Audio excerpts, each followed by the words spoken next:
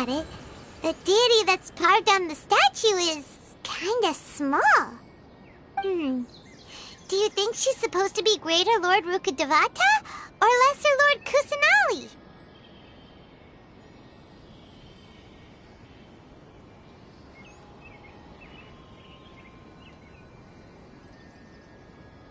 The name does seem to fit the statue somehow. Well, anyway, we'll have to figure that out later. Let's get started on cleaning the statue. Paimon will fly up and take care of the top, and you clean everything below.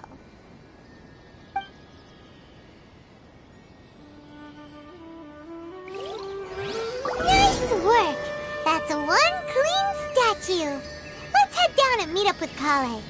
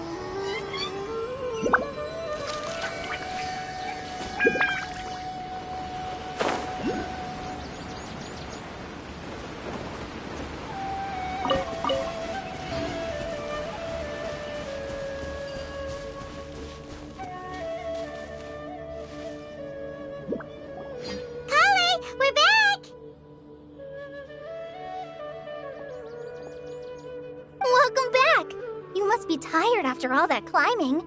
Let's take a little break. I brought some fruit and water for us. Yay, food! What kind of goodies did you bring? Hey, don't be a party pooper. It's not like Kale is a stranger or anything. Besides, the best way to compliment a chef is to show passion for their food. Xiangling taught Paimon that. I prepared a nice portable dish that forest rangers like to eat called pita pockets. I hope you'll like them. Whoops! Ah, no! You dropped it on the ground! Not to worry. I wrapped a few layers of oiled paper around each pita. They should be fine. Oh, Paimon nearly had a heart attack there.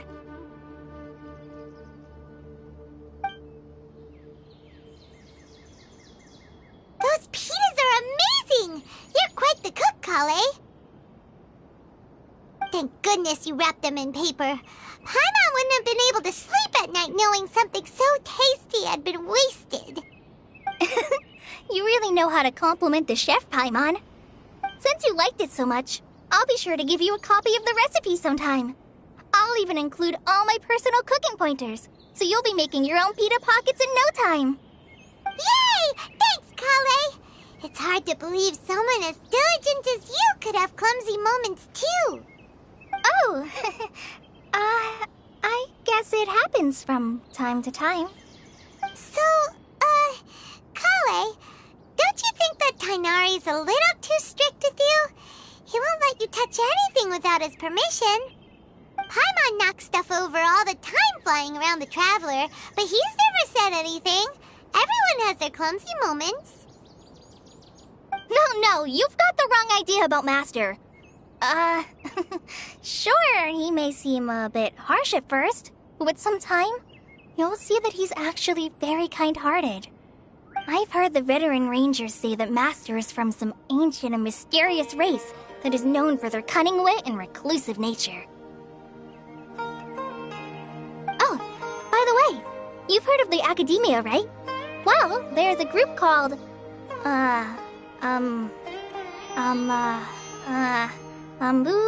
something? Well, anyway, because Master does a lot of research on plants, sages from the Academia have written him many times, inviting him to take up an official position there. But Master declines their offers every time, saying, Sumeru City is too noisy.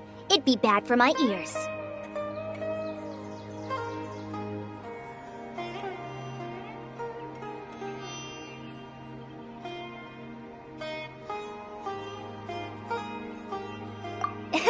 Seems you already know him well.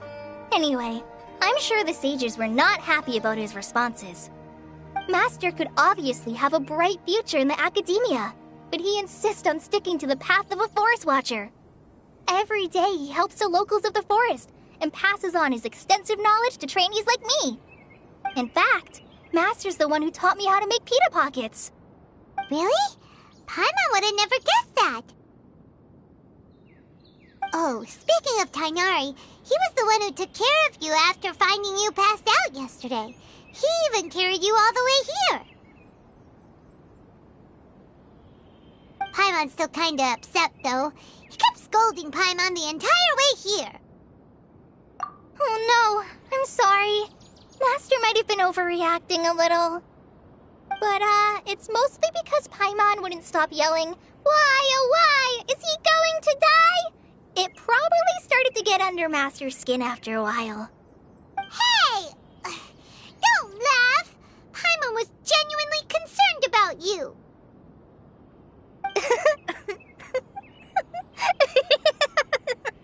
Hey! Now even Kale's starting to laugh. Ugh, that's it! Paimon won't forget this! It's time for some primordial wrath! No! Don't touch me!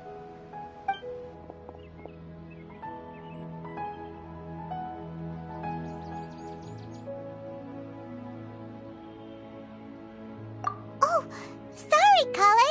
Paimon didn't mean to scare you. No, I just... I didn't mean that. Kale, are you okay? What's the matter? No, I'm... I'm fine. I'm sorry. I must have startled you both reacting like that. Oh, well, it's getting late now. Let's hurry back to Gandharvaville. I think Master and the others should be back by now, too.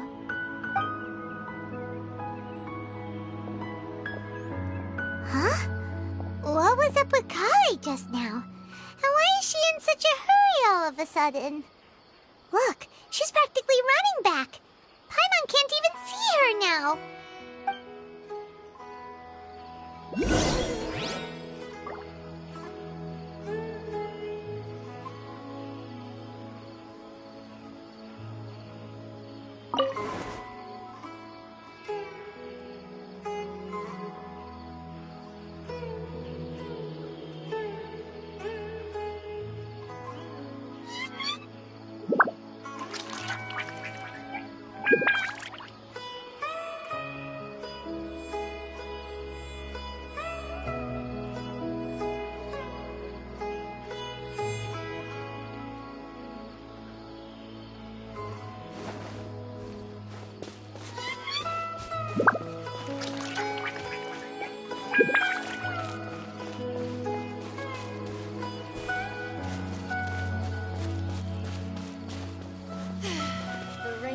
Climate is far more pleasant than that of the desert. Ah, Traveler. You've returned. Yep, we're back. Have you seen Kale by any chance? Oh, Kale? Yes, I saw her go into her room just a moment ago. Oh, okay. Guess we'll just have to wait and talk to her tomorrow then.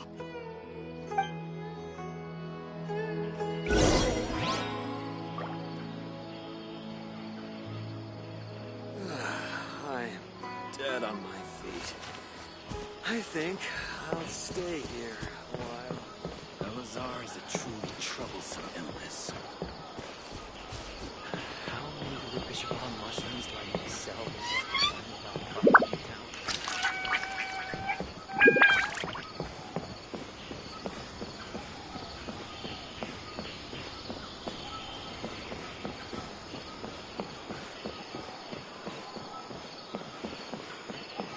I'll have to grab a drink with Flame May when I'm back in the city.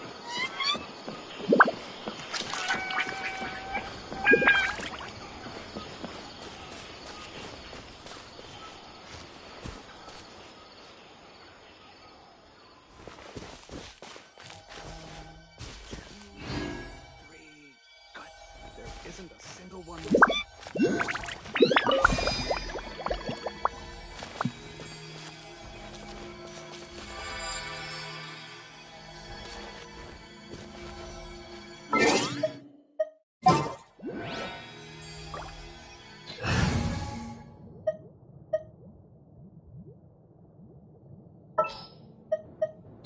moment to compose myself.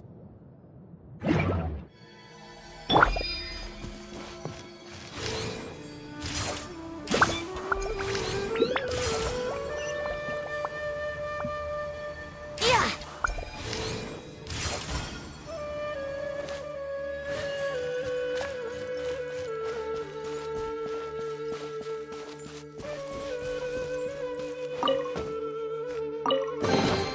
What a find! I wonder how many bottles this'll be worth.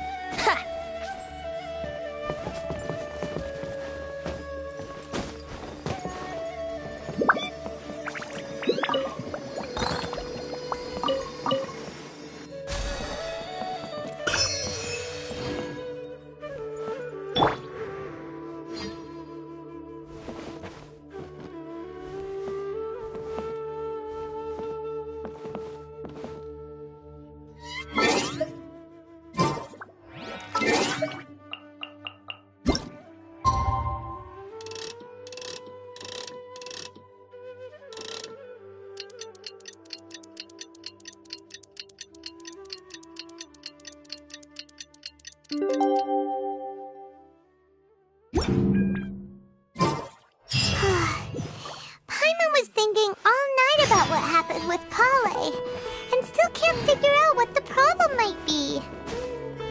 Maybe she's in a better mood now. Let's go check on her.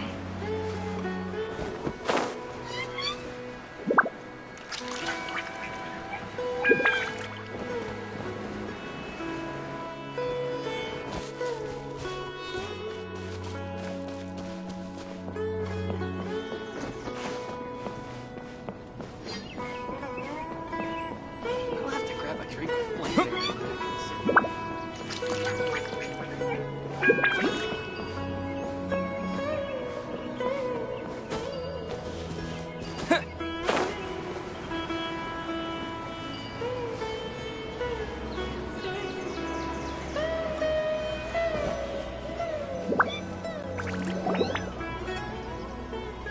Ah, it's you two. I was just about to go look for you. Huh? Tainari? What are you doing here? Where's Kale? I came to check on Kale's condition. To put it simply, she's not well. You mean she's sick? How could she be... Oh, wait a minute. Could it be because of what Paimon did yesterday? No need to worry. Something as small as you could never harm her. This sickness is something that Kale has been dealing with for some time. Kale has been more excited than usual since you two arrived.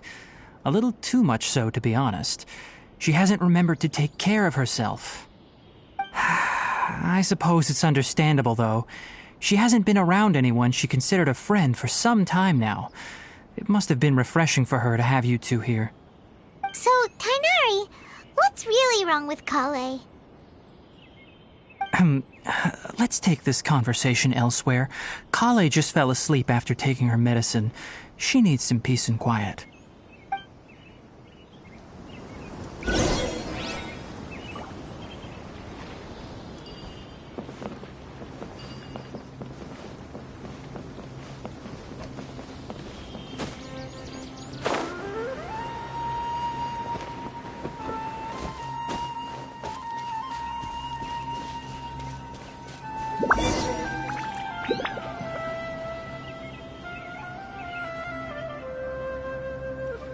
All right, let's continue our conversation here, shall we? To be honest, I hadn't realized that you're that honorary knight from Mondstadt until Kale told me just now. I've also heard all about your deeds in Liyue and Inazuma. So, just to clarify, what I'm about to tell you about Kale is not because of who you are or your past feats. Instead, I am going to tell you because, well, because Kale asked me to. And honestly speaking, I was against Kale revealing her past to you. But she insisted, saying you two treated her with sincerity and as a friend. So now she wishes to reciprocate the gesture. So, Tainari, what exactly is wrong with Kale? You said this is something she's been dealing with for some time. Just how serious is it? Right. Ever since she was a child, she's been afflicted with a disease called Elazar. Elazar? Yes, it's a disease unique to the lands of Sumeru. It is characterized by dark and hardened scales that form on the body. At first, the afflicted may only feel mild numbness on the affected area of the skin. However, as the disease progresses, one may begin feeling fatigued and even experience peripheral paresthesia. In its final stages, the disease strips a person of the ability to control their own body, and they effectively become completely immobile. That sounds terrifying. Wait, hold on. So when Kale seemed to be acting a little clumsy earlier, it was because... Correct. That would be the effects of Elazar, which is precisely why I do not want her carrying or holding anything, lest she ends up hurting herself.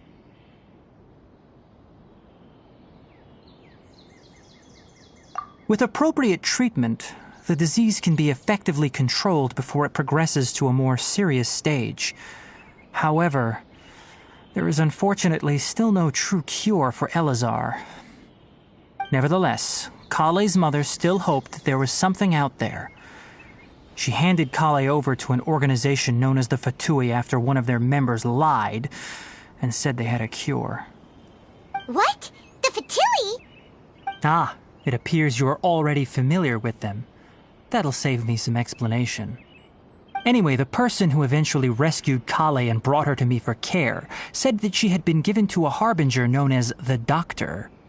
I have no idea how this doctor managed to do it, but her case of Elazar was completely stable for all the years that Kale was with them.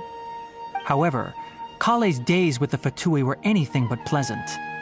Kale is a resilient individual and always tries to appear cheerful, but her experience with the Fatui has left deep scars. Even now, she can still feel deathly afraid of someone touching her. Oh, Paimon had no idea Kale's been through so much suffering. Oh, by the way, Paimon, Kale wanted me to tell you that she's sorry for scaring you yesterday. She also wanted both of you to know that she's sorry for hiding her illness. She doesn't need to apologize. None of this is her fault at all. Well said. I hope you'll get a chance to tell her that in person the next time you see her. Kale once thought that it would be impossible for her to have any real friendships. I trust that you two will never let my trainee experience such emotional pain again. Don't worry, Tainari. We'll take good care of her.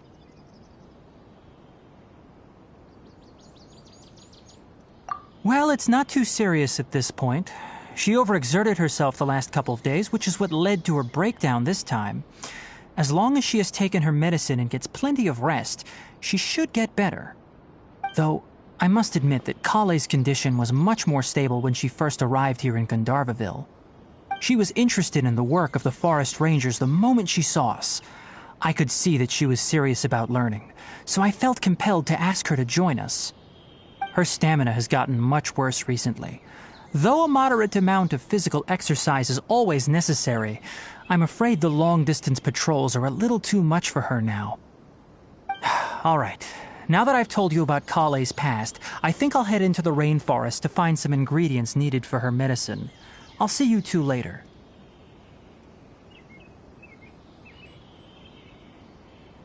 Yeah, we'd like to do something to help Kale too.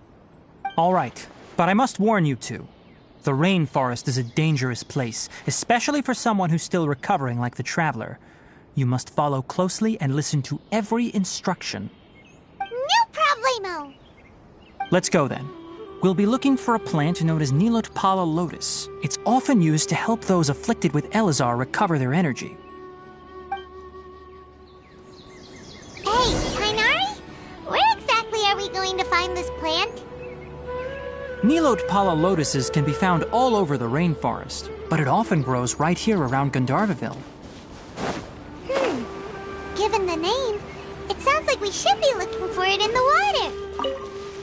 You are correct. Nilotpala lotus grows in the water. When fully matured, they look like giant blue flowers floating on the water's surface. Quite an attractive species, if you ask me.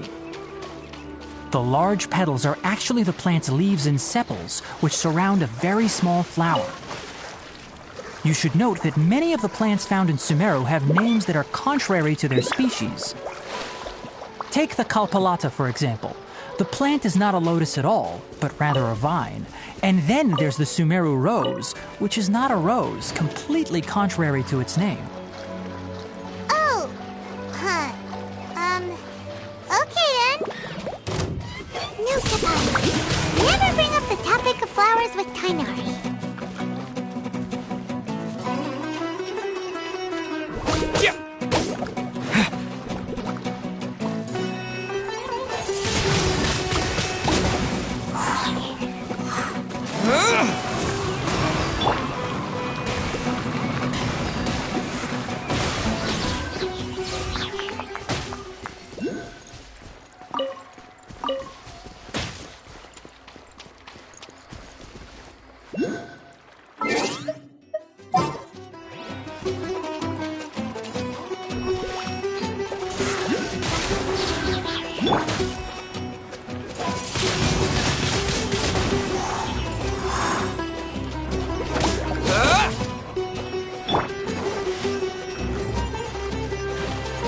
Think you can get away?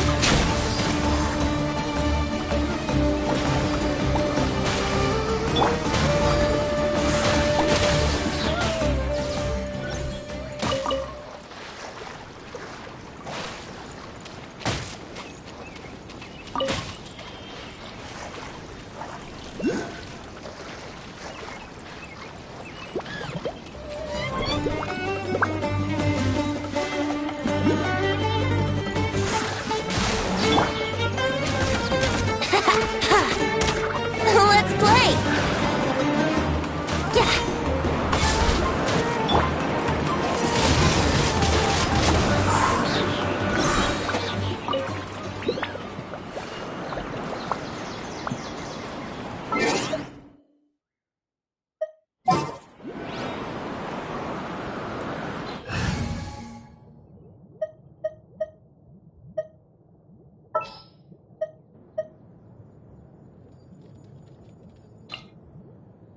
My demon-expelling mantra is ready!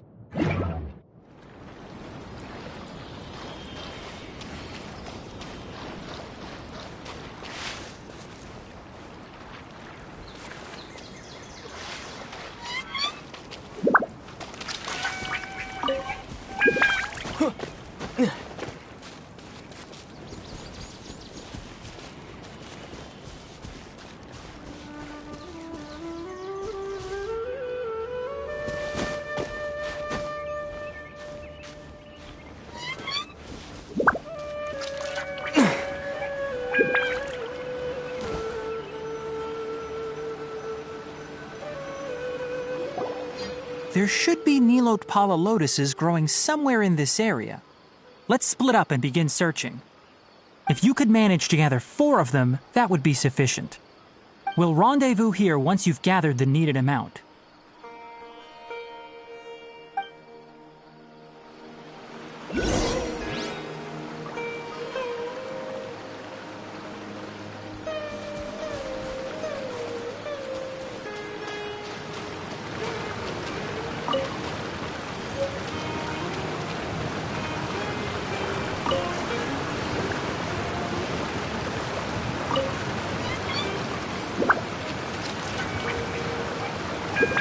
Alright, we've gathered enough Nilotpala lotuses. Let's head back to meet Tainari.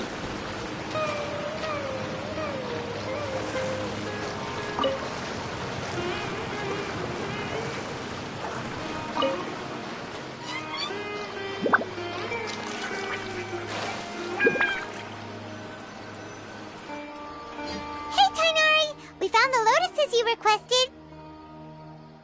Let me take a look. Good, very good. These are all excellent quality. I'm quite glad you two came along. Your exploration experience helped save me a lot of time here. It seems we even have enough time to stock up on some other things I need. Hey, Tainari!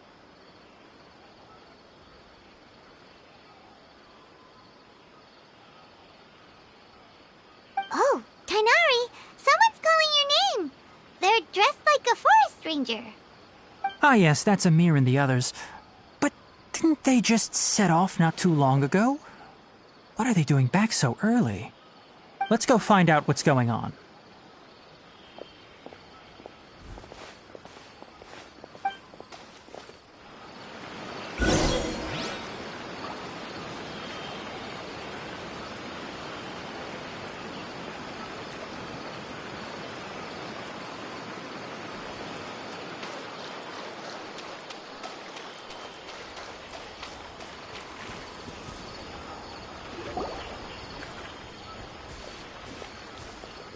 Tainari, thank goodness we found you here. We were just about to head back and find you at Gandharvaville. What's going on? We just discovered a withering zone. The withering is back? But the patrol route you were on should have been already clear just a week ago. It reappeared so quickly. Can you tell me the exact location? It's up ahead, deep in the river valley. It's appeared in a spot that blocks nearly the entire narrow part of the valley area, so we decided to come find you as quickly as possible. And the radius of the contamination? Sorry, I couldn't get a clear enough view to tell. No one in our patrol team had a vision, and it appeared to still be spreading, so we didn't risk getting any closer. Okay, I understand. You made the right decision. I'll go deal with it right away. In the meantime, please guide these two back to Gandharvaville. Wait, Tainari, why don't you let us help you? You two have only just arrived in Sumeru. You're still unfamiliar with many things in these lands. There's a unique type of anomaly that occurs in the Sumeru rainforest. It's called the withering. The affected areas not only cause nearby vegetation to wither, but it's also lethal to wildlife and even people. If you don't carry a vision, then you should think twice before approaching such places. Yes, Amir is absolutely right. I wasn't kidding when I said the rainforest is a dangerous place. As Amir said, only someone with a vision, that is, the power to manipulate elements, will be able to resist the withering's corrosive effects for a time. That's right. If any of the forest rangers without a vision come across a withering zone, we first make a record of the location and then have a ranger with the proper abilities deal with it, like Tainari here. Only someone with a vision can venture within a withering zone and find a way to deal with it.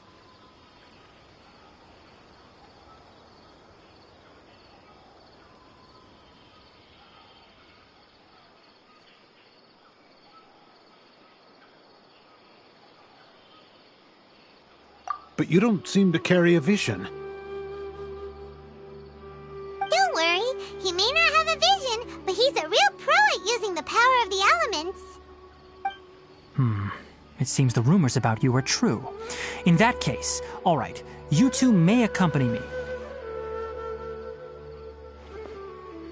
We typically only teach visitors how to identify the withering as they're about to leave Gandharvaville. We'll make an exception today and show you what it looks like up close.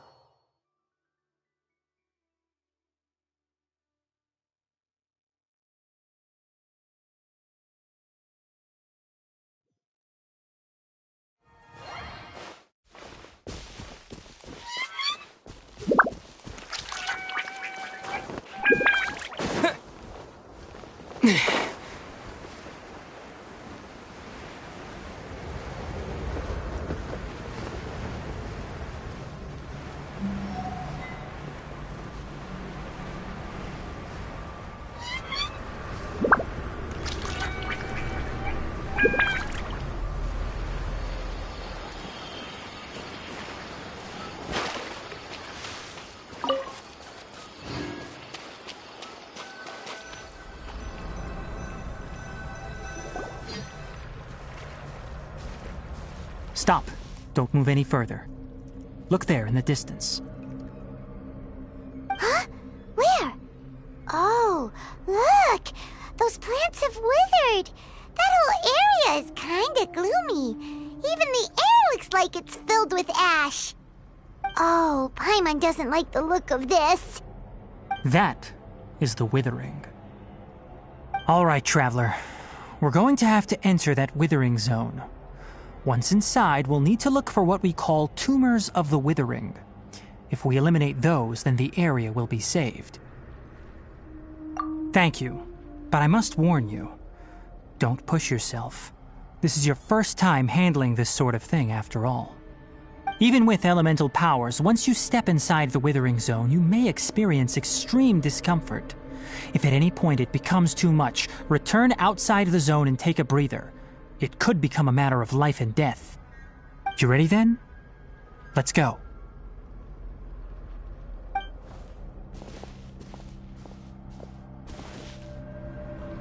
First, we must locate any branches sustaining the withering zone.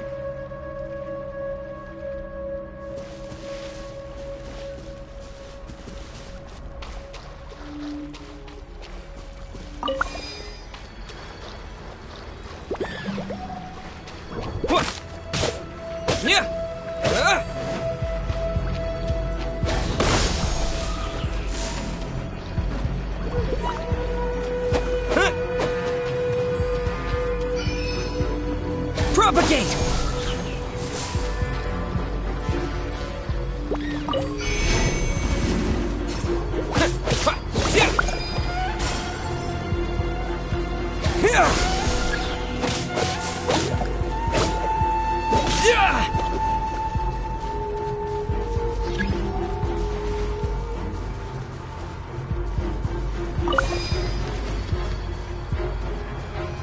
Scatter!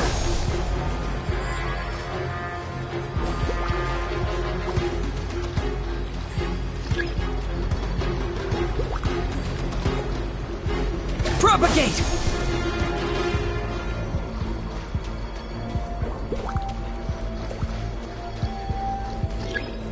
Here!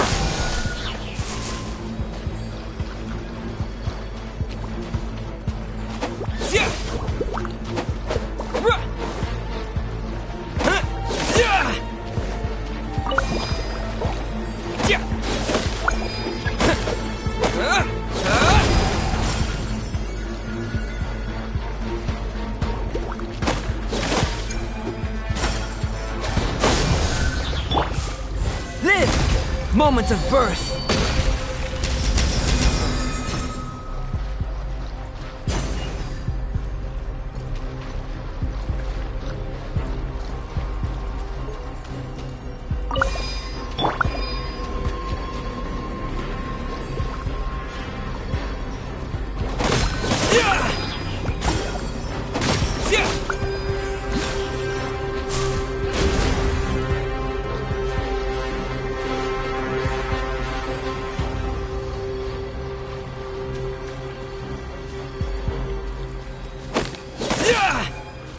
Great work. Now that all the branches have been cleared, we'll need to take care of the tumor.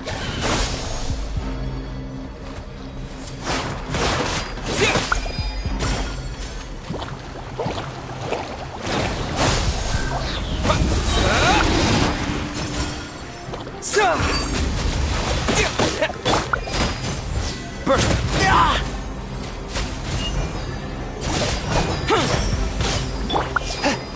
Swift and merciful!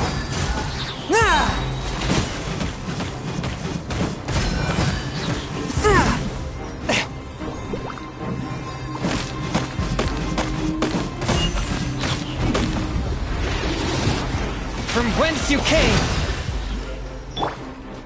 Scatter!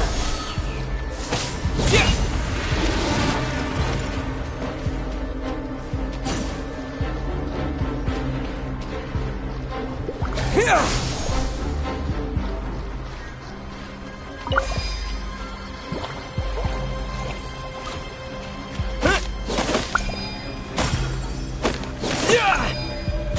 Propagate!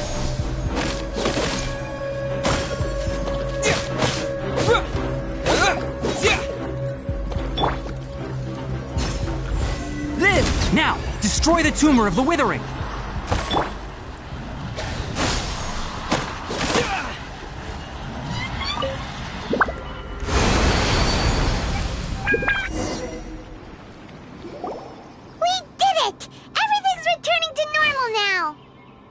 Yes, thanks to you two. We were able to quickly restore this area back to normal. Tighnari? You make it sound like we did well, but why does Paimon have the feeling you're worried about something? It's that obvious, huh? Alright, it's like this. Recently, the rate at which the Withering Zone appears has been increasing. Even though we were able to quickly clear that Withering Zone, it won't be long before another one appears. If that simply meant more work for me, then that wouldn't be an issue. But it's far more severe than that. The withering is leaving lasting effects on the rainforest itself. For instance, even though we cleared out the Withering Zone, many of the plants that were affected will not recover. This presents a crisis for the ecosystem itself. Many plants in the rainforest are already in decline, directly impacting the wildlife that depends on those plants. And most disturbingly, as the appearances of withering zones have started to increase, Kale's case of Elazar has also become more serious. Huh? But why's that? I'm still not sure of the exact reason. However, I've received word from acquaintances at the academia that similar cases are being reported for patients with other conditions. No, none that we know of. The withering has been recorded in Sumeru for millennia. It's said that it originates from the depths of the world. By the way, have you heard of Irminsul before? Irminsul is a tree located deep beneath the surface. Although it isn't like any tree we know in a biological sense, you can basically think of it as a large tree that grows downwards rather than upwards. I'm sure you've heard of ley lines, right? They're like the roots of Irminsul, spreading and extending from a massive cavern deep underground all the way up to the surface.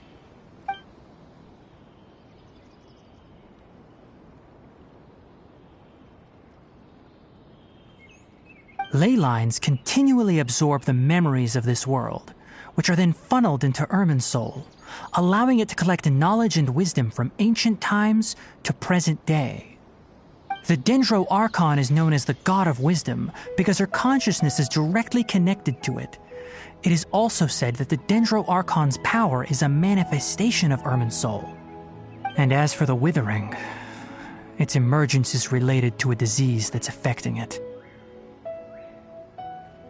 That's right.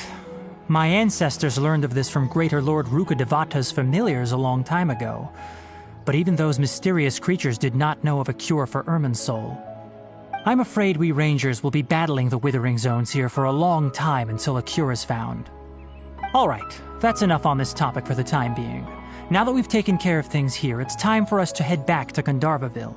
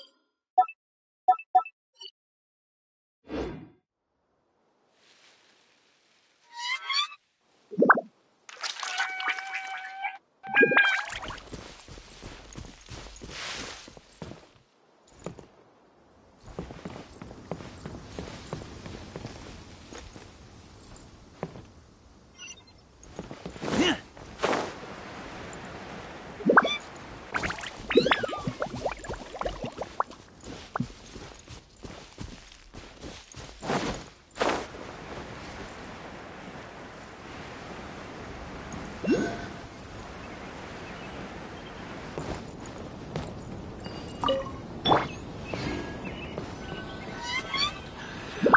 religious mushrooms down in the cell by a proper hotel. Oh, Tainari, you all made it back. How did it go? The withering zone you reported has been taken care of. No need to worry. Huh. Wait, is that? Oh no, Hypatia!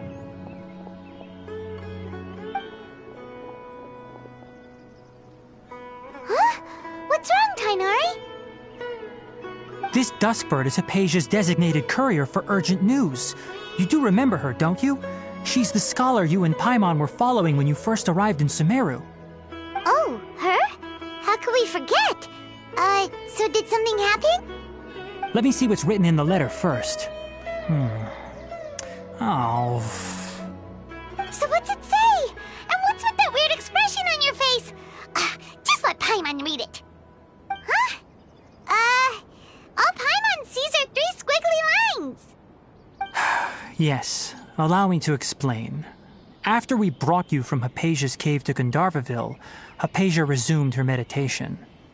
She must have just finished. It's been nearly 3 days since she's had anything to eat, and it appears she's forgotten to prepare some rations. This letter is her asking us for help. We need to go. What? You mean she's been sitting there for 3 days? Hey, wait, how did you know all that from just a few lines on the paper? Well, obviously because this has happened before. Last time she drew 5 lines, and by the time we found her... Well, I'd prefer not to remember that. Needless to say, Hypatia's been through worse, but we should still get to her as quickly as possible. I've got some emergency rations set aside for times like these. Paimon, Traveler, could you two bring these to her? Wait, you want us to bring her the rations? But will the Traveler be okay if her cave is still filled with that funny incense? Let's find out. Here, Traveler, take a smell and see. So, how do you feel?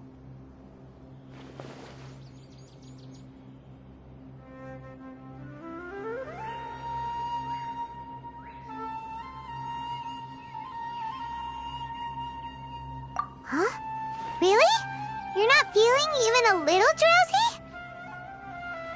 But wait, how'd you know that he'd be okay this time, Tainari? Back when we were clearing the Withering Zone, I observed that he could adeptly manipulate the Dendro element.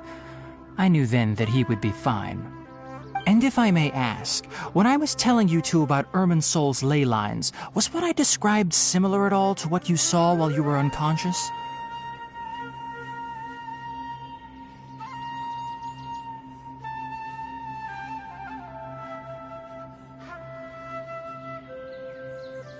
That's correct. Those weren't hallucinations at all. Though I don't intend to apologize for deceiving you. Because what you saw is of significant importance. Not just for the nation of Sumeru, but the entire world of Tevat. My forefathers were shown much favor by Greater Lord Rukkhadevata. We took an oath to protect this nation together with her. Now that that duty has fallen to me, it was part of my responsibilities to ascertain whether you could be entrusted with the fate of Sumeru. Now, after seeing you in action with my own eyes, you have earned my confidence, and I no longer feel the need to hide any secrets from you.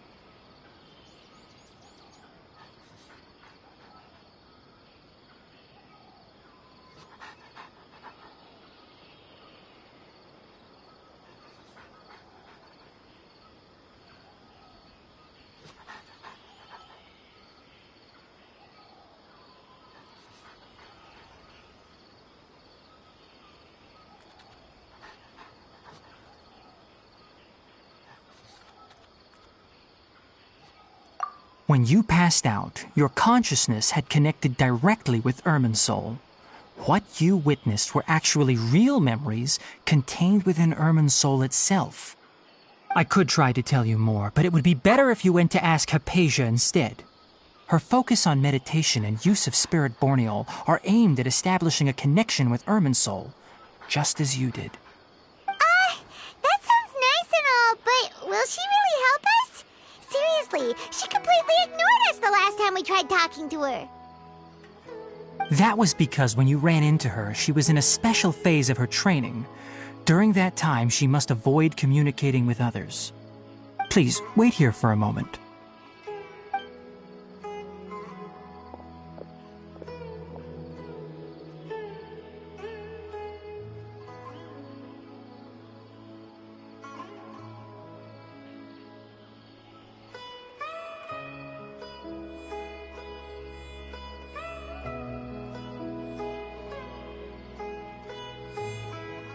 Here, take these. It's a meal I packed for Hypatia, as well as some other ingredients.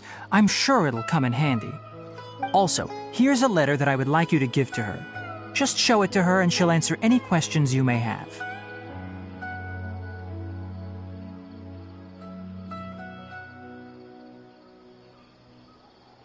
No. I should be the one thanking you. You've both been a great help these last few days.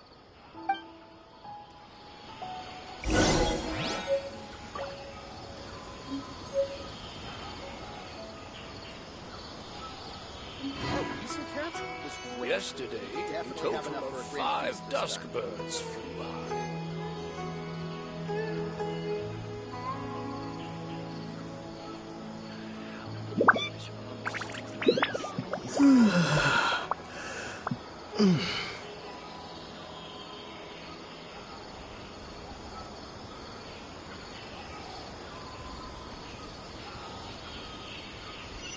Our recent catch was great.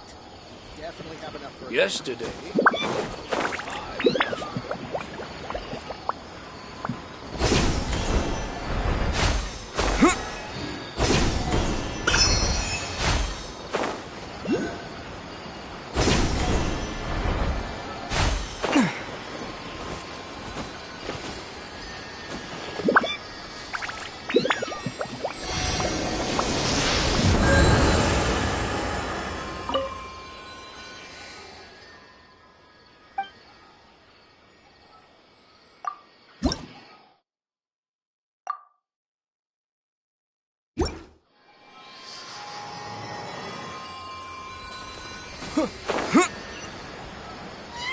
Hypatia should still be in the cave. Let's go inside and see how she's doing.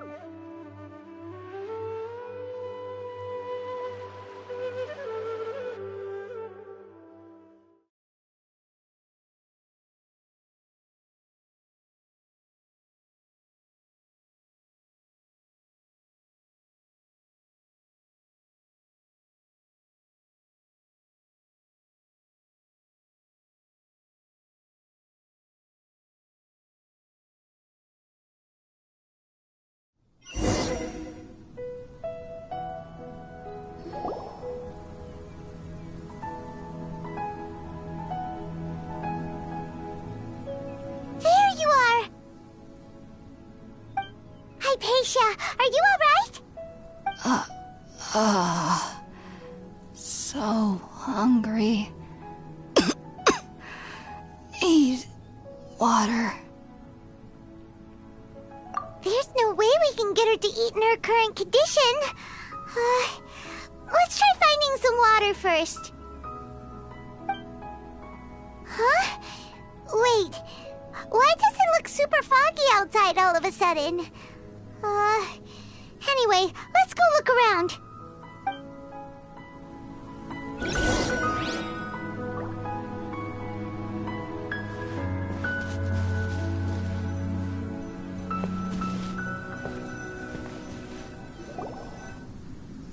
Huh? How'd things out here end up looking like this? What happened? And where are we? Really? Oh, maybe you're right. Let's go investigate the area.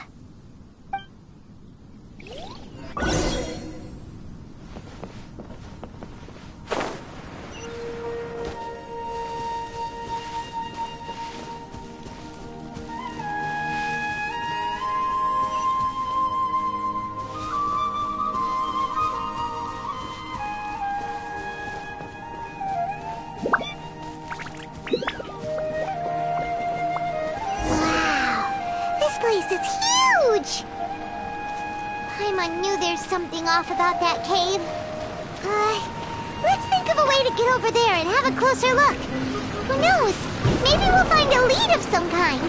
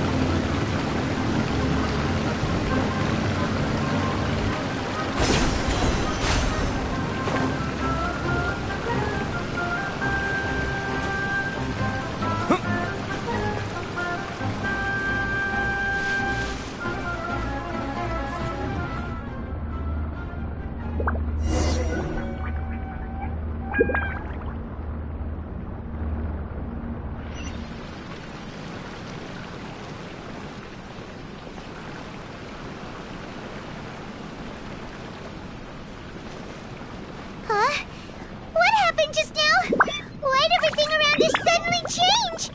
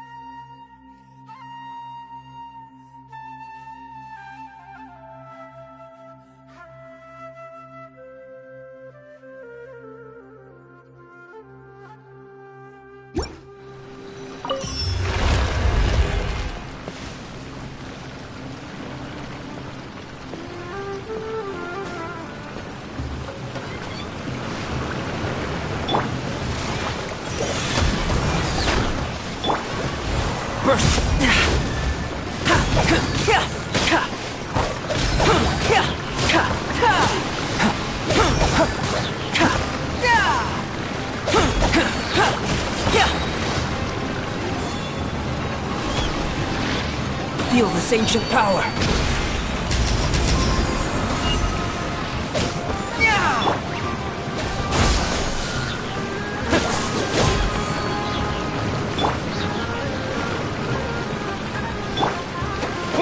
Propagate!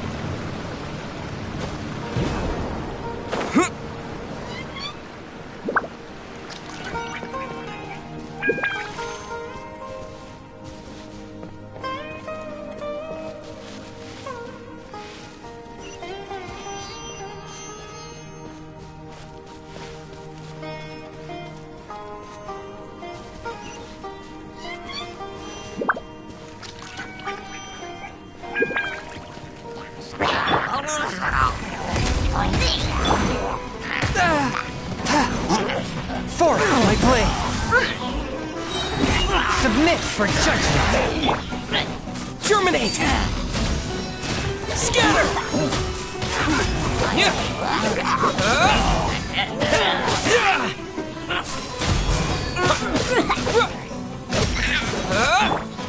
Swift and merciful!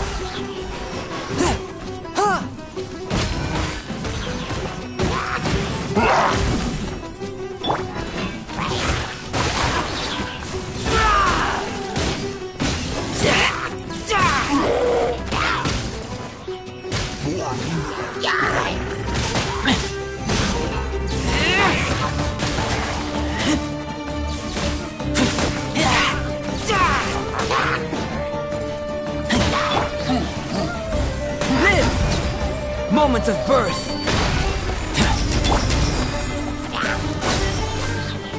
Spring forth!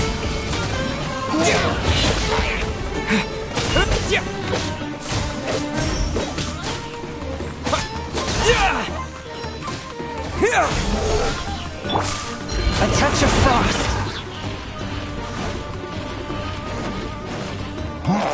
From whence you came! Propagate!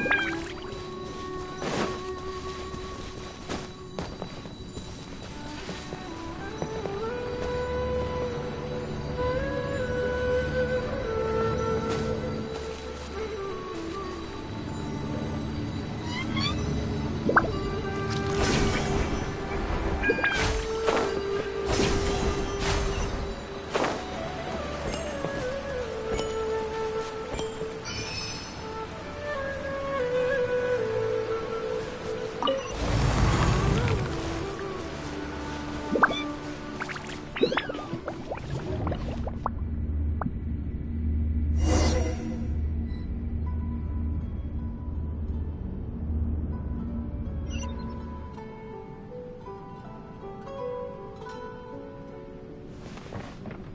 in Tibet is going on here?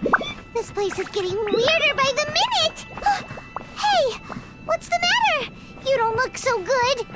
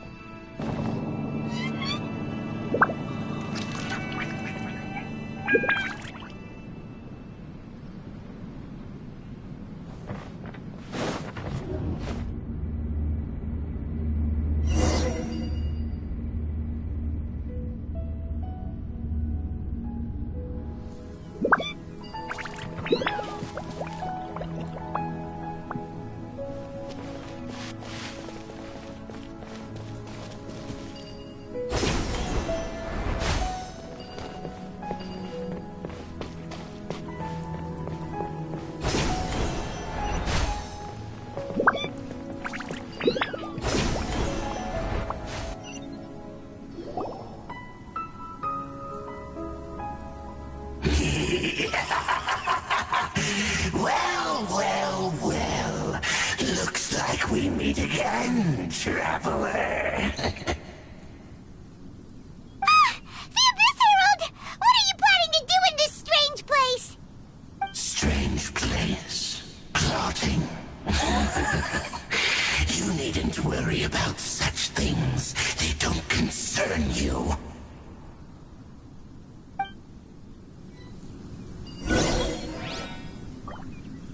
Bow before the Abyss! Coming to be!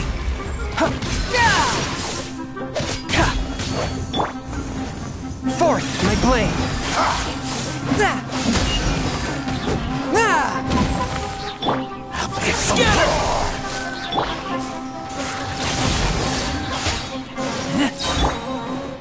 Feel this ancient power!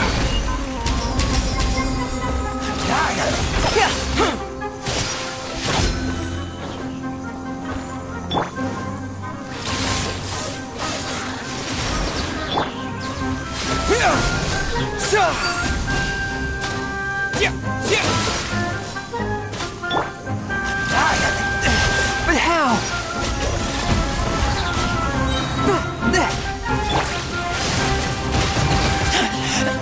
I taste blood. Submit for judgment. Scatter! Burst forth.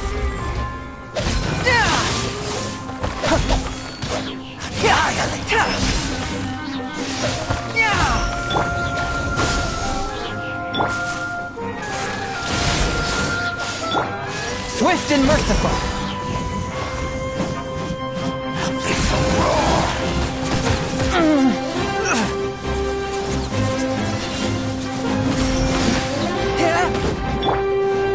Witness my great undertaking.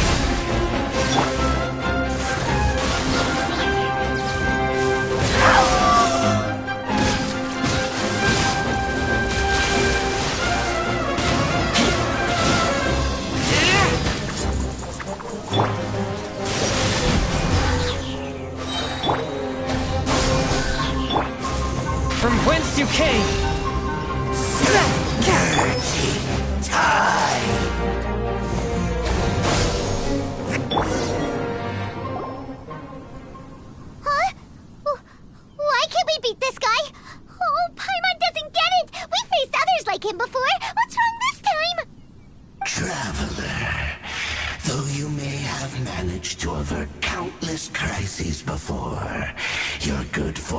was bound to end sooner or later.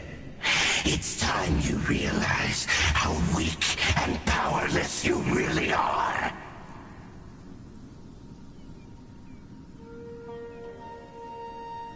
Your sister.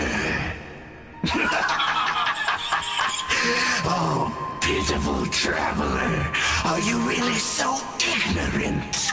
Or are you just living in complete denial? Her Highness has long since forsaken you. Your meager existence in her eyes is that of an annoying bug, only to be stepped upon. The bonds of love and family which drive you to find your sibling are utterly gone. Your journey is meaningless. But don't you fret now. Today will be your last. Now die!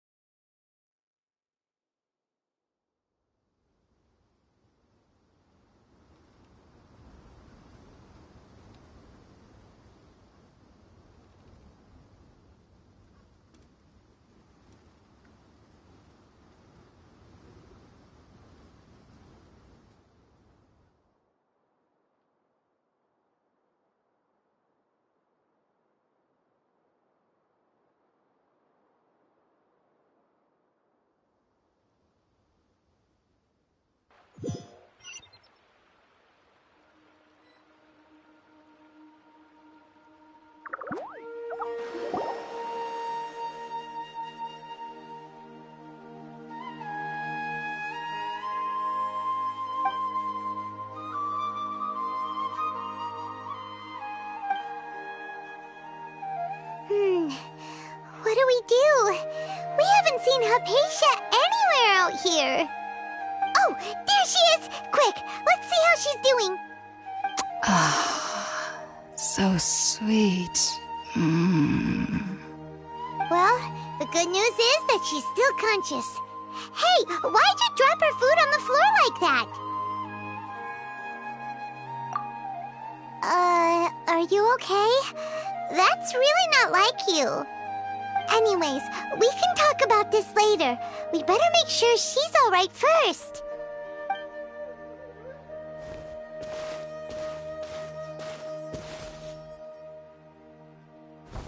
Whoa, wait a sec. Look at all this fruit lying around her. We can put that to good use.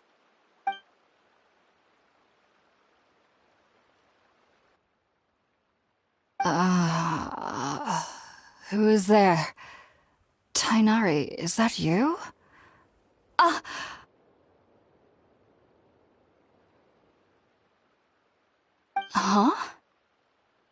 It's okay. You can relax, Hypatia. Tainari sent us here to bring you some food and water. Here, we have a letter that he asked us to give you.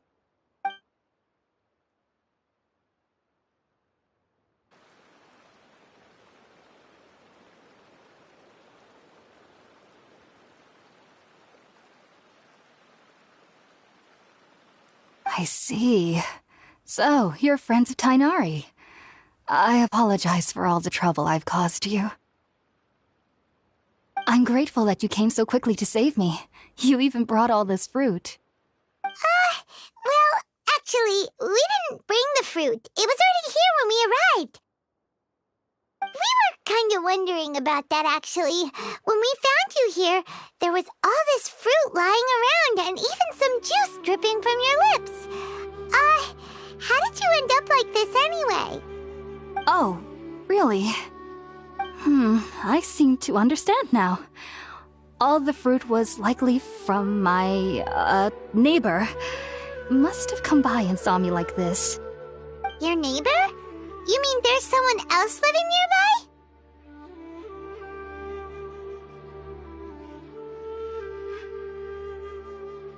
Oh? So you're able to see them too?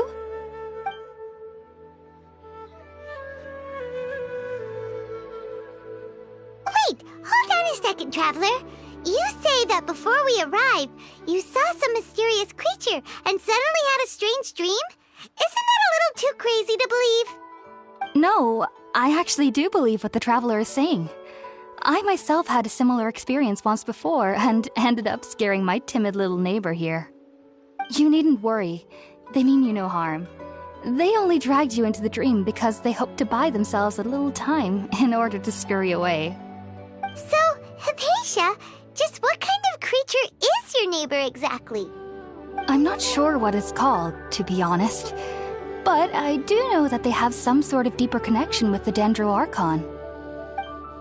I know this because the first time I saw them was also the exact day my consciousness was able to form a connection with Irminsul. Even after I opened my eyes and stopped meditating, my heart was still pounding, and my mind was racing with all the knowledge that I had touched. And at that very moment, I suddenly noticed a small figure at the opening of the cave. In my curiosity, I began to walk over to the creature. They must have already been used to me living in the cave, because they didn't seem to mind me approaching them. They just kept doing whatever they were up to. It wasn't until I crouched down next to them that they suddenly realized that I could see them. Oh! And then? And then I had a dream. By the time I came to, they were nowhere to be seen. I was convinced they'd never show up again. But sure enough, I saw them nearby a few days later, and they weren't alone. I feel like they aren't as afraid of me as the first time I approached them, but I never would have expected them to save me.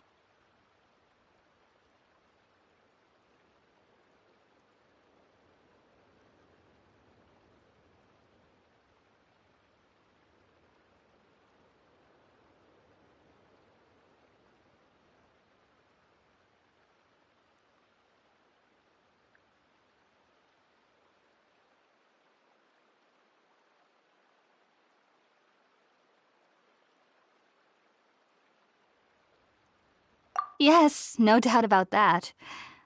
By the way, Tainari mentioned in his letter that you had questions for me regarding Irminsul.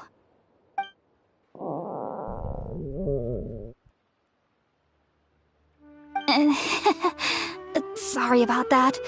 Sounds like just drinking juice still isn't quite enough for my stomach. Well, if somebody hadn't dropped the food earlier... Anyway, looks like we'll need to prepare something ourselves. Besides, Paimon's getting hungry too. Let's eat first and talk about Irminsul later. Alright, we're up, Traveler. Today's menu will feature sweet madame and a radish veggie soup. You'll love them, Hypatia. They're our specialties after all. Sounds good. I've never tried any dishes from other nations before. I certainly look forward to it. It's been so long since I've had a decent meal, too. To be honest, the last time had to be when Tainari came to visit.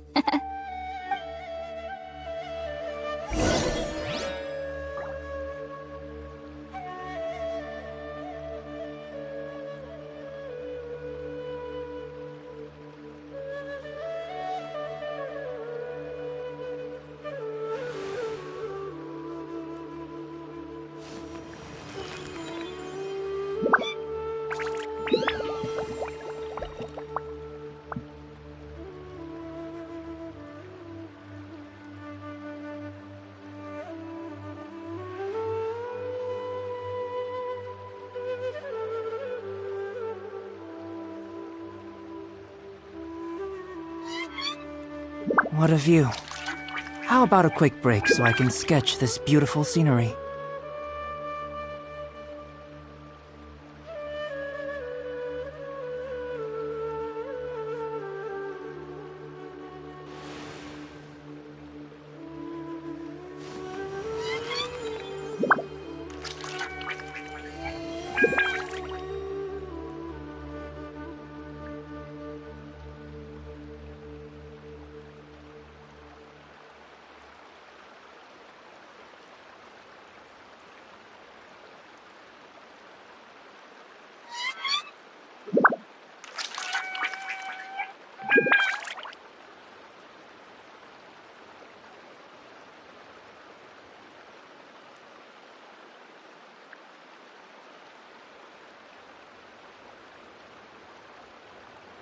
Going out into the world and investigating, turning the unknown into the known. I miss this feeling.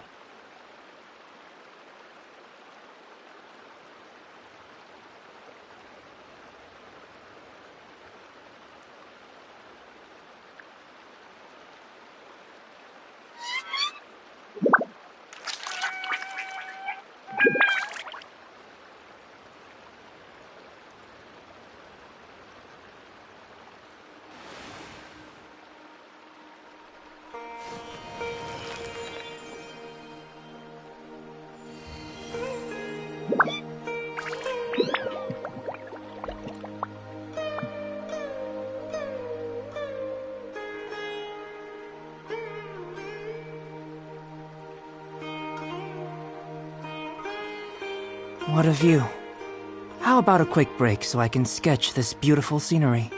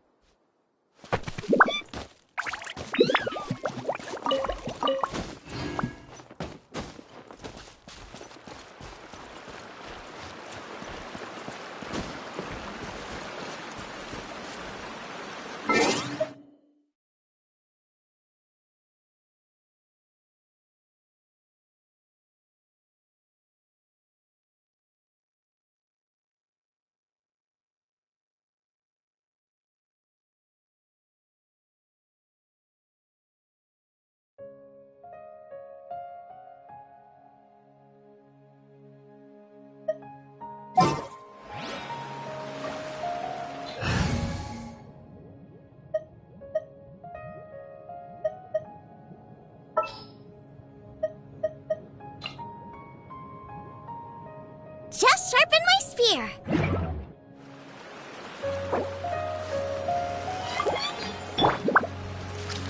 Nice and spicy.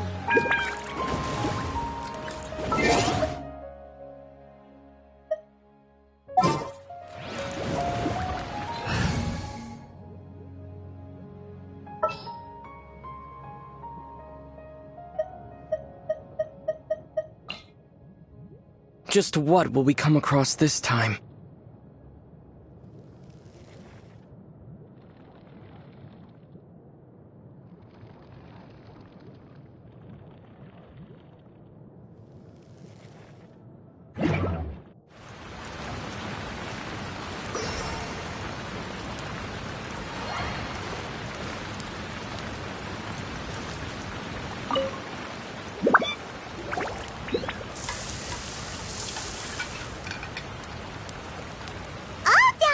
Let's use the empty box that Tainari gave us since we already watched it.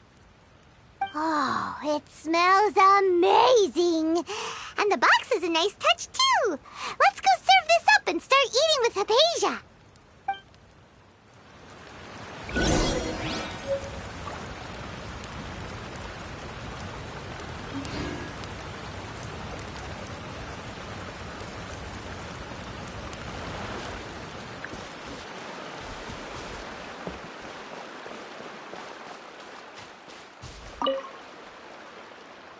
Are you already finished cooking?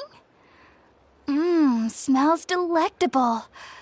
I'm truly thankful whenever I can enjoy a proper meal like this. Cooking really isn't my forte.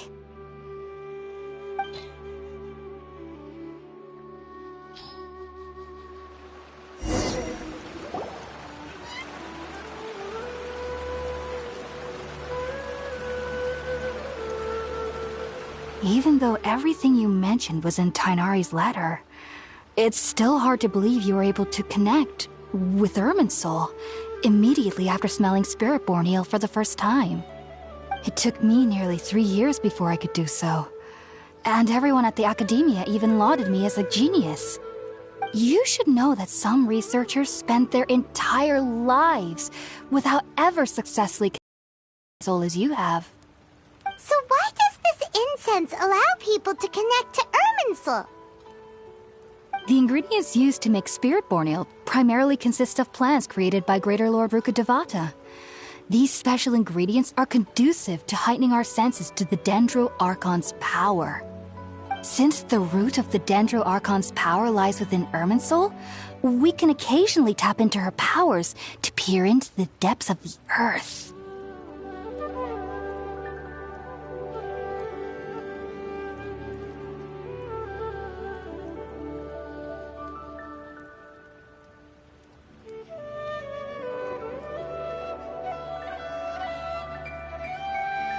Naturally, anyone who can establish a connection with Irminsul in their first ever attempt must be a person of great understanding.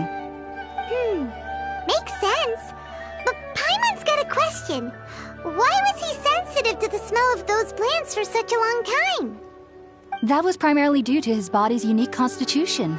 Stimulated by the incense, he could perceive the Dendro Archon's power and experienced a sensory overload, hence the adverse reactions. Taking in any scent similar to the ingredients of Spiritborn eel would cause adverse effects. Not to worry, though. It appears you've already fully recovered. Technically, your body should still be sensitive to the powers of the Dendro Archon, but unless you're using intentional meditation techniques, the scent of Spiritborn eel should no longer trigger such reactions. Whew. Well, that's a relief.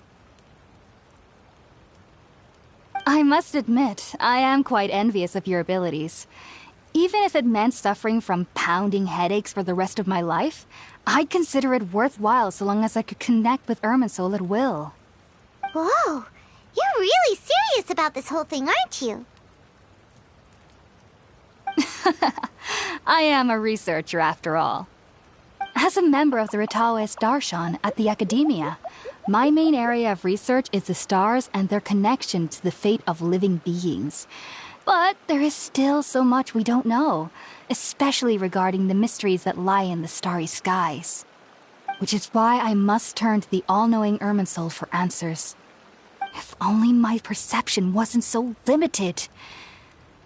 Unfortunately, I cannot guarantee that my every attempt to attune with Irminsul will be successful, or that doing so will leave my consciousness intact. I am currently in the stage of training known as Satyavada life. Many researchers in Sumeru have lost their minds while seeking to attune with Irminsul during this stage. Sages have said that Irminsul contains divine knowledge, and touching such knowledge without the proper preparations and abilities will only lead to one's mind caving in on itself. That's why we meditate alone. We need to ensure that our minds will be calm while minimizing the possibility of involving anyone else. Whoa, so knowledge from Irminsul can be super dangerous. Aren't you afraid of the risks, Hypatia? Of course I do. Especially during nights that are pitch black with no moonlight, and dead silent without even the sound of insects. However, I've been feeling better as of late. I don't get as scared anymore knowing that I have a little neighbor living nearby. I believe that being able to see them is a sort of blessing from the Dendro Archon. But what's strangest of all is that they're clearly an envoy of the God of Wisdom herself, and they have the curious power to make people dream. What's so strange about that? It doesn't sound so out of place for a divine being, does it? Well, it's strange because nearly nobody in Sumeru can ever dream. Huh. Is that true? Yes. Yes, well, to an extent. Only children can dream in Sumeru. Adults, however, never do. The sages say that wisdom implies rationality, but that which occurs in dreams is often neither rational nor logical.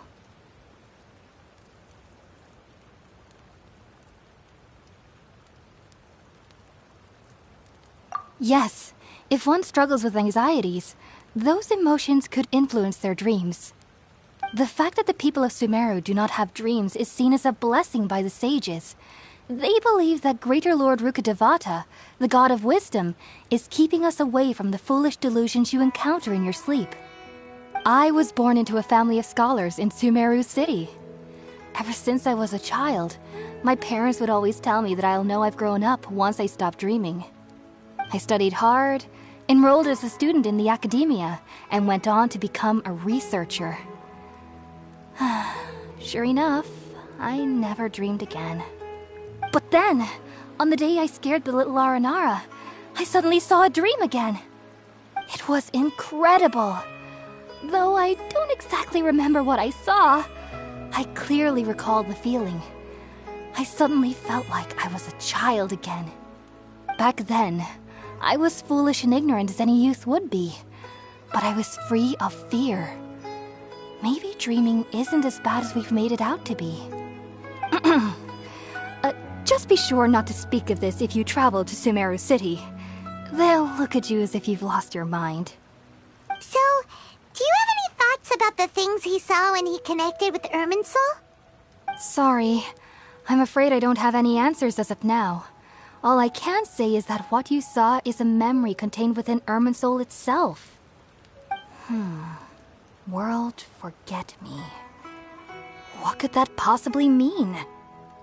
If only I could ascend past Satyavada life and begin Paripurna life, I might have some more answers for you. If you two are ever in the area again, please be sure to come and see me.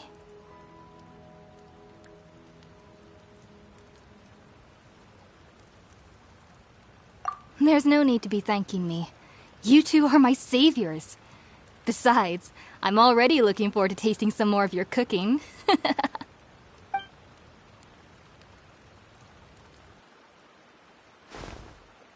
that we know Hypatia is alright and had the chance to ask her some questions, Paimon thinks it's about time to head back to Gandharvaville.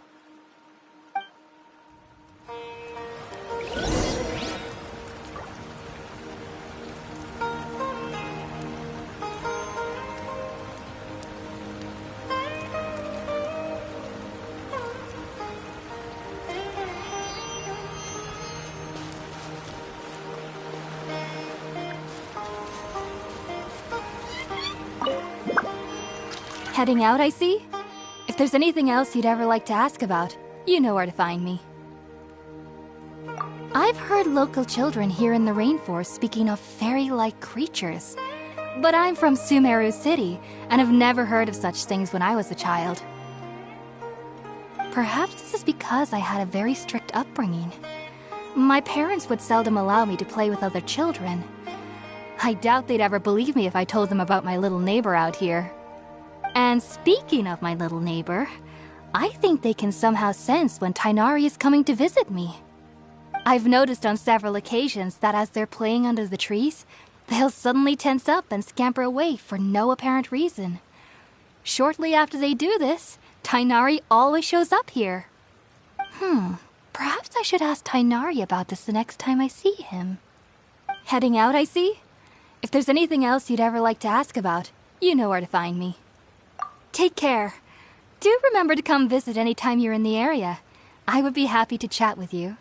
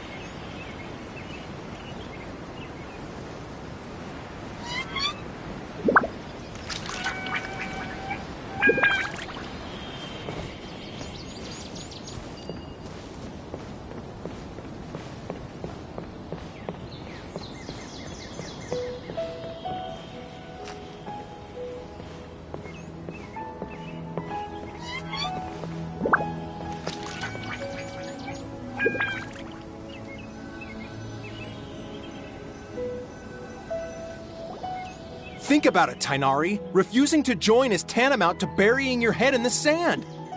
I understand that you're a forest watcher and that it's your duty to combat the effects of withering zones. But isn't it evident that such work is not a lasting solution to the problem? As Sage Kage clearly stated, your presence and guidance in Sumeru City is pivotal in finding a cure for Irminsul. How could you possibly refuse? Keep your emotions in check, Gulam. Let's at least listen to Tainari's reason for declining. We're here to invite him to the Academia, not to cause a scene.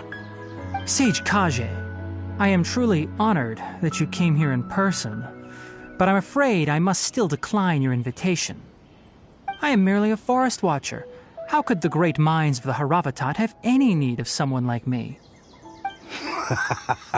Well, it turns out that your refusal letter had some implications on your master's reputation. He is a renowned sage of the Immorta, after all. So now I've come here in his stead. I see. Huh. And I figured that given his temper, he would come here and berate me personally. Tainari, your master is an integral part of this effort, and now he requires your assistance. And what exactly does my master need of me, Sage Kage? You'll know, once you've arrived in Sumeru City, that is. And how long will I be required to stay? There's no definite answer as of now. Do you mean to tell me that despite coming all the way here to Gandharvaville, you still can't answer the questions I laid out in the letter to my master?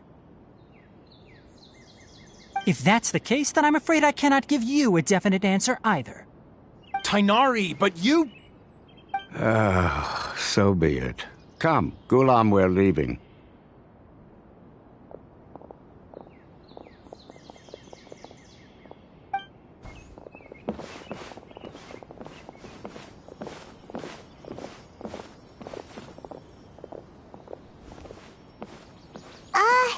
Tainari, what was that all about? It's nothing. Some people from the Academia wanted me to go to Sumeru City to assist them with a project, but I had to refuse on account of all my responsibilities here. But all that can wait. How did things go with Hypatia? It was quite the eventful trip, but the main thing is that she's safe and sound. She answered a bunch of questions for us, too. Very good. Now that the traveler has made a full recovery, there shouldn't be any reason for you to tarry here longer. I assume you will be heading to Sumeru City, correct? That's right! We want to meet Lesser Lord Kusanali and ask her for advice. Do you have any idea on how we can find her? Sorry. I'm afraid I don't have any advice for you there. Well, do you at least know anyone we can try asking in Sumeru City? Let me think. My trips to Sumeru City have been fairly short, and most of my acquaintances are researchers. How about this? I'll write you a letter of introduction that you can give to a researcher I know. He's from the Immorta Darshan and is adept at gathering information. Asking him might prove worthwhile. Also, when you enter Sumeru City, you'll probably end up receiving something like this item here. I'm not sure if it will ever come in handy for you, but maybe you can give it a try. Oh? What is it? It's called an Akasha Terminal. It's a tool produced by the Academia that utilizes the legacy of Greater Lord Rukkhadevata. Some say that this very item is the basis of Sumeru's reputation as the City of Wisdom. Needless to say, this device and its usage fall under the Academia's expertise, so I'll leave it to them to show you how to use it. Great! Next up, Sumeru City! But wait, before that... That's right! Tainari, we have something important to say to Kale before we leave. Is she doing better now? Yes, she's doing much better. After being confined to her bed all this time, I thought a little walk would do her some good. Last I saw her, she was taking the path towards the North Crossing. She knew you two would be leaving soon, so she must have wanted to see you off. Thanks, Tainari. All right, let's go! Farewell, and good luck to you both.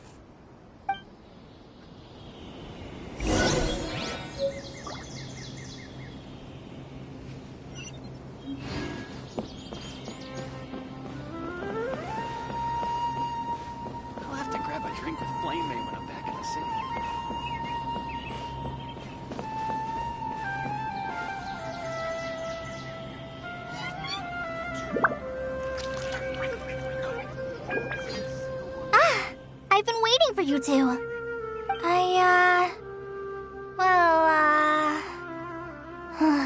Never mind. I guess I should just wish you two a safe and successful journey. Thanks for waiting here just to see us off, Kale. We're headed to Sumeru City. Don't worry about me. I can take care of myself. My condition won't be getting in the way of my duties. I want to be a forest ranger after all. It's up to me and the others to protect the rainforest here. And, I'm sorry. I should have told you both about my condition when we first met. I just wanted you two to treat me as a normal friend, not some girl that needs your sympathy. But I guess now I understand that the most important thing is for friends to be genuine with one another. There's no need to apologize, Kale. We should be thanking you for trusting us enough to be your friends and sharing your past with us. We're probably still gonna worry about your condition, but that's because we're friends and we care about you. Thank you. That means a lot. Before you leave, I have something for you. Oh? What is it? It's my recipe for pita pockets. I told you that I'd give you a copy, remember? My handwriting is a little, messy, so please don't laugh. Yay! Thanks, Kale. Now we can eat those scrumptious little pitas whenever and wherever we like.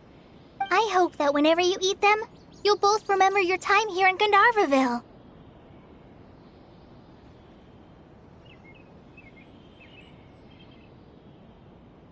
Well then, I, trainee Forest Ranger Kale, bid you both farewell. Please visit Gandharvaville again. The Rangers will always be ready to assist you here.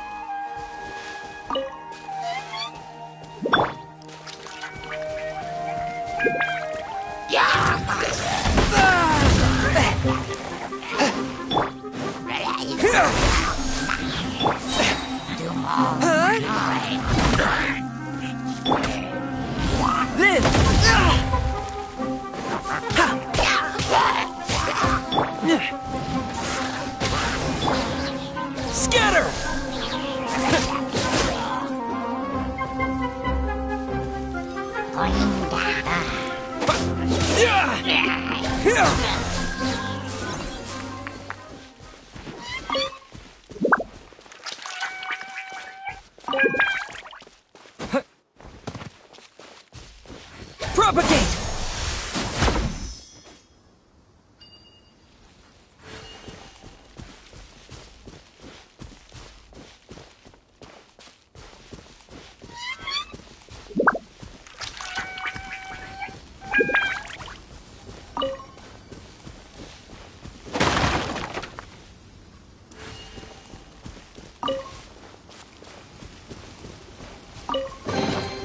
I'll keep this close.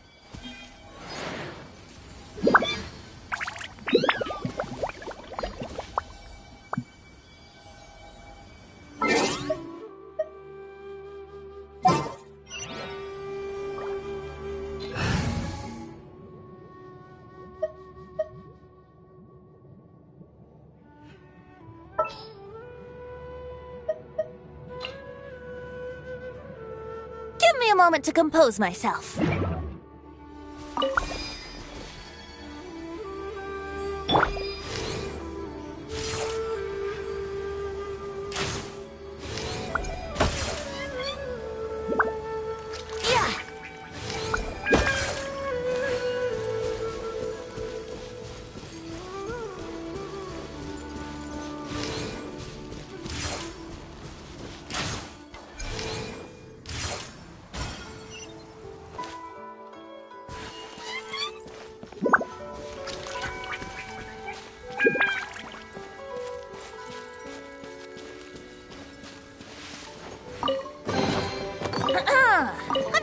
Ballad of the Treasure Chest?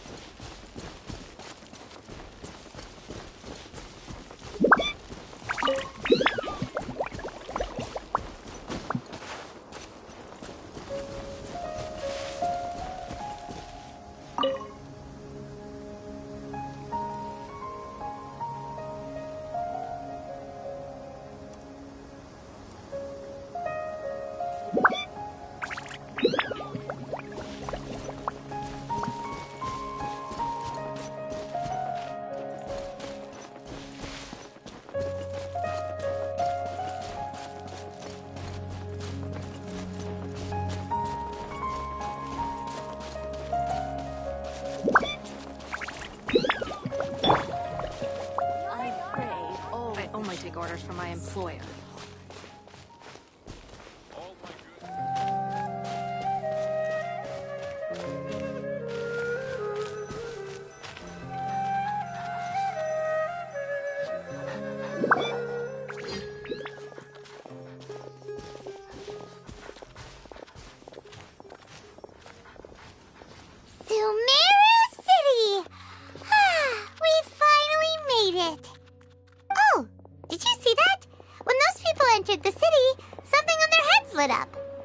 One moment, please, you two. It appears this is your first time visiting Sumeru City.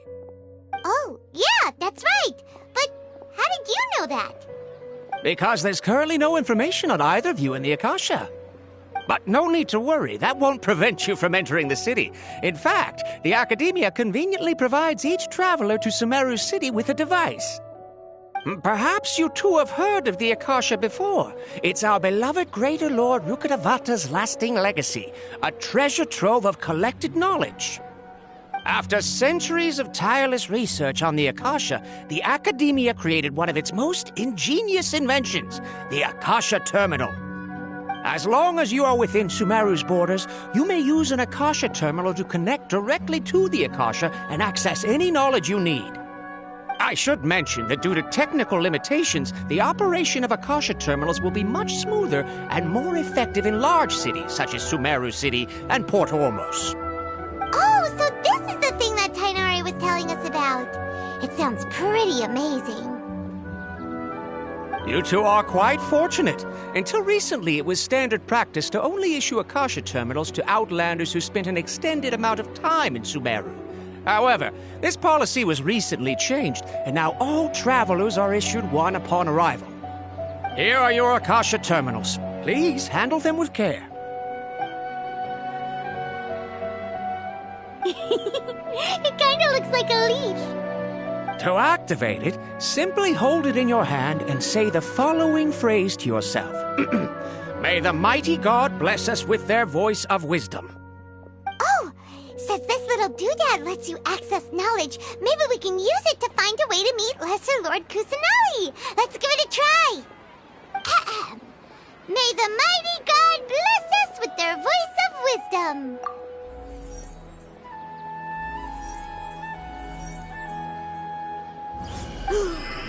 Whoa! Just now, something clicked, and Paimon suddenly knew how to use this thing. It seems all we need to do is concentrate on what we want to know, and bam! You get it. Oh, that'll come in real handy. Exactly. That is the power of the Akasha. And with that, let me officially welcome you both to Sumeru City. May the wisdom of the Dendro Archon always be your guide. Okay, now that we're in, we can check the Akasha about Lesser Lord Kusanali. Let Paimon try. 500 years ago, the sages found a newly born deity from within some scorched ruins. The deity now resides in the sanctuary of Suristana. Seems pretty similar to what Kale was telling us. Okay, next, let's concentrate on asking how to meet her.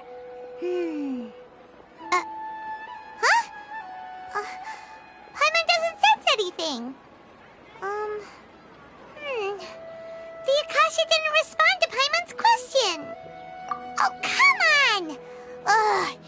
Focusing on this question feels like when you have something you're trying to remember and it's on the tip of your tongue, but you just can't think of it. Ugh, Paimon's brain is exhausted.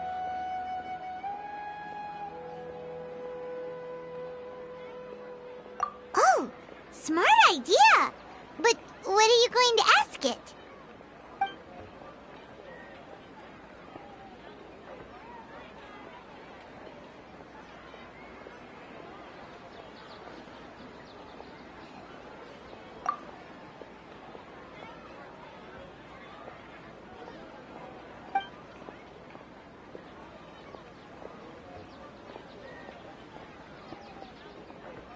Uh-oh. Paimon's getting all teary-eyed all of a sudden. It feels like the people of Sumeru really miss their Archon.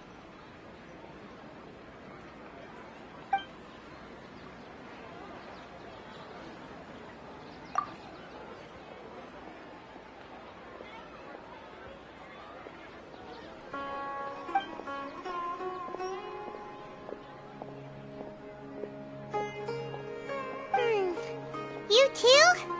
Well, glad it's not just Paimon.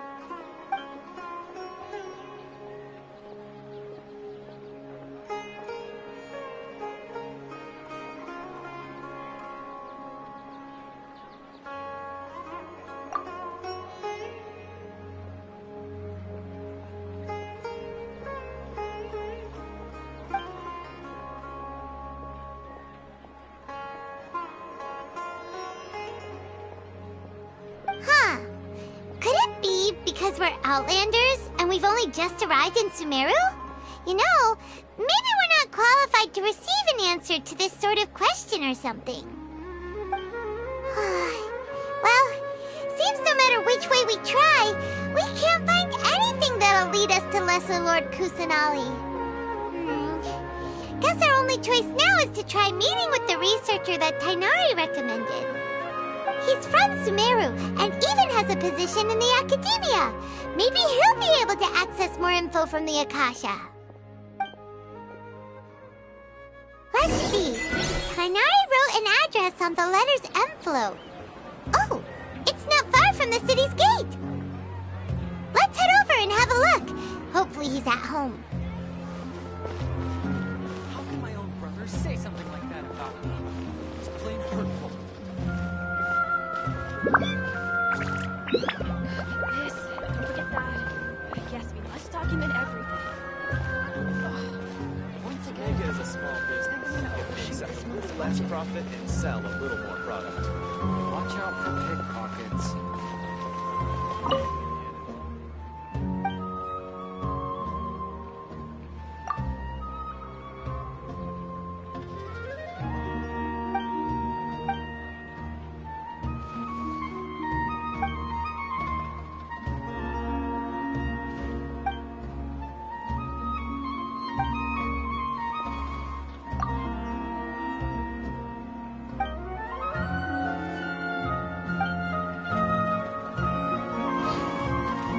How can my own brother say something like that about me?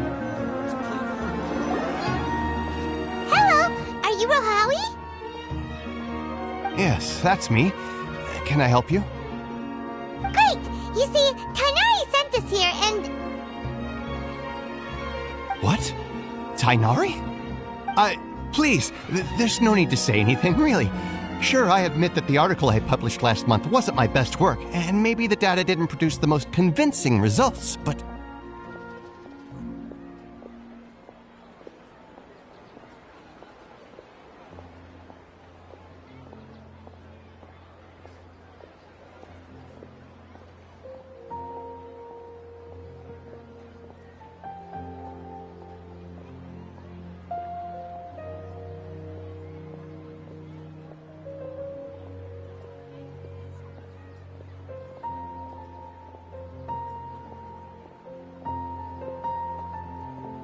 Here, this is a letter from Tainari. Oh, let me see... Ah! Ooh, what a relief. You two nearly scared the life out of me. So you two just have some questions for me? Seems even Tainari acknowledges my innate ability for procuring information. So, what is it you two would like to know? We want to meet with Lesser Lord Kusanali. Do you know a way we can do that? You mean you want to meet the Dendro Archon herself? This isn't exactly my area of expertise, but let me see what I can find in the Akasha.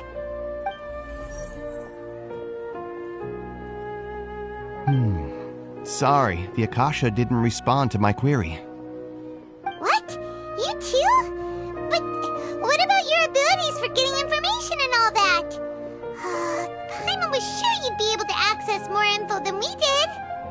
Well, as I said, this isn't my area of expertise. I am but a lowly researcher, so the Akasha doesn't see a need for me to know more about the Dendro Archon. All I know is that ever since Lesser Lord Kusanali returned to Sumeru, she's never left the Sanctuary of Sorasthana or made a public appearance. Huh. Didn't expect her to be such a mysterious figure. The Dendro Archon is somewhat of a recluse. Perhaps she just doesn't want to entertain visitors, which would explain the lack of information in the Akasha. Aw, but No need to worry just yet. I'm only hypothesizing here. You could certainly try asking around and see if anyone else has ideas. And besides, you two should consider the bright side of things. Not being able to see Lesser Lord Kusanali may not be a bad thing. In this world, there will always be information you cannot obtain from the Akasha and things you can never accomplish. Knowing when to yield is a form of wisdom. Take me, for example. It's a miracle if my brain cells can spit out one paper every 3 years. But Tainari? That guy can publish 3 papers in just a single year. Okay. Thanks for your advice. Don't mention it. If you two ever want information about things like who's been promoted within the academia or relations between the 6 great sages, come find me. Hey, come on! This is a survival skill at the academia. Oh, Paimon's expectations were pretty low, but this is so low, it's like digging holes in the dirt. So what do we do now? Even if we want to talk to someone, we don't know anybody here. Huh? Like who?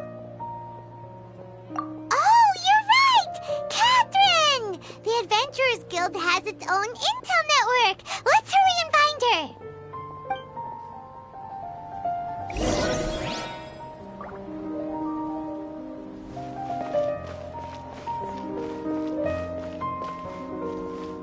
Get this. Don't forget that. Yes, we must document everything.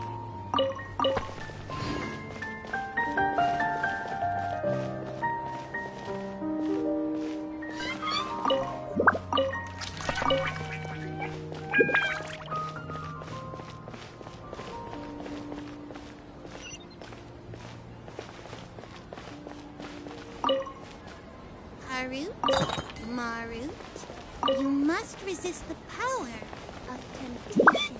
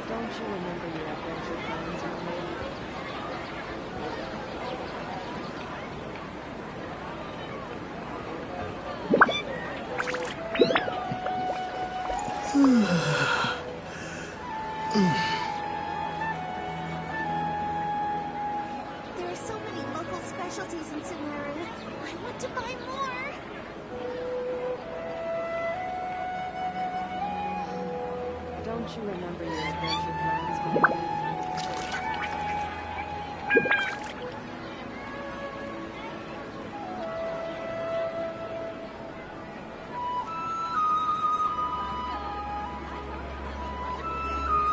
There are so many local specialties in Sumeru. I want to buy more.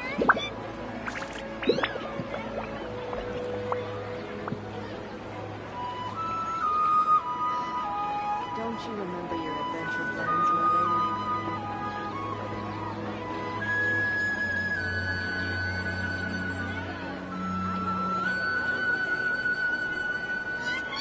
There are so many local specialties in Sumeru.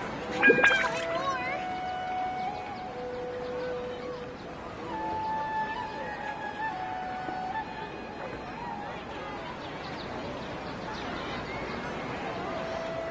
Don't you remember your adventure plans, my lady?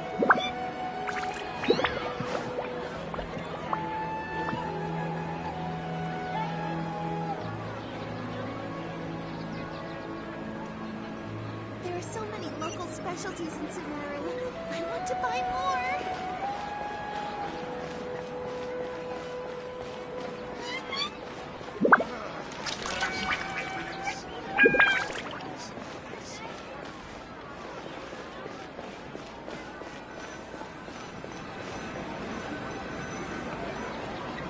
Ad Astra Abyssosk.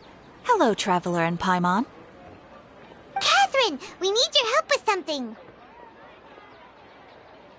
Understood. The Adventurers Guild is always ready to serve you. With what do you require assistance? We want to meet with Lesser Lord Kusanali. Do you know a way we can do that? You two wish to meet with Sumeru's Archon. Understood. Please wait.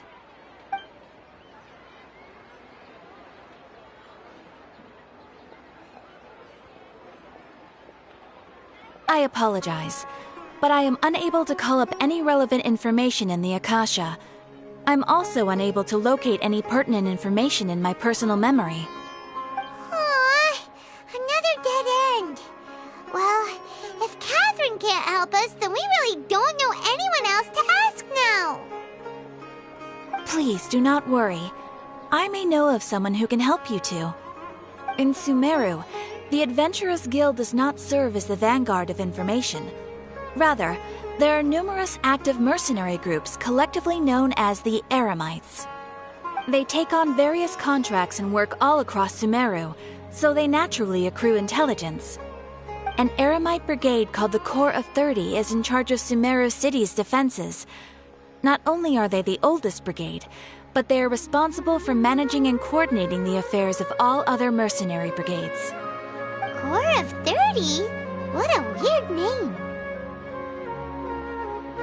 Supposedly, they are named as such because their ranks numbered 30 at their inception. Asphalt, an advisor with the Corps of 30, maintains good relations with the Adventurers Guild. Though he's already retired, he and his words carry great weight within mercenary circles. If you'd like to get in contact with him, you can find him at the Corps of 30's headquarters, the Citadel of Rexar.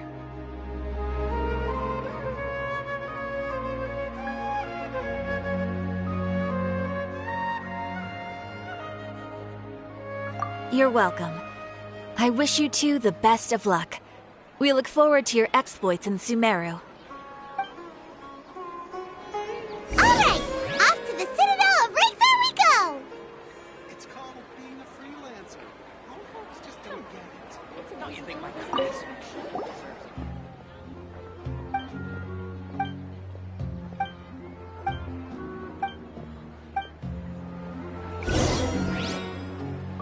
Ad Astra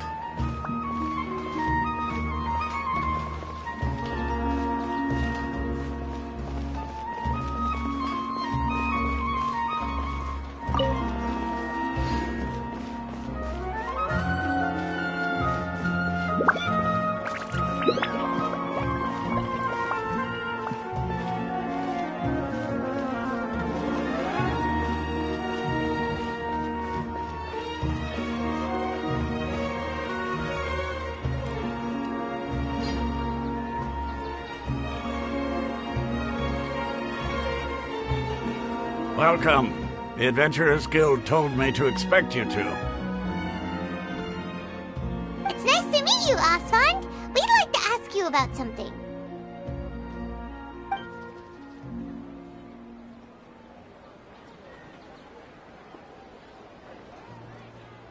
I see. So, Catherine's the one who sent you this way. Ha! It's true that the Eremites' network is vast, but even I can't help you meet the Dendro Archon.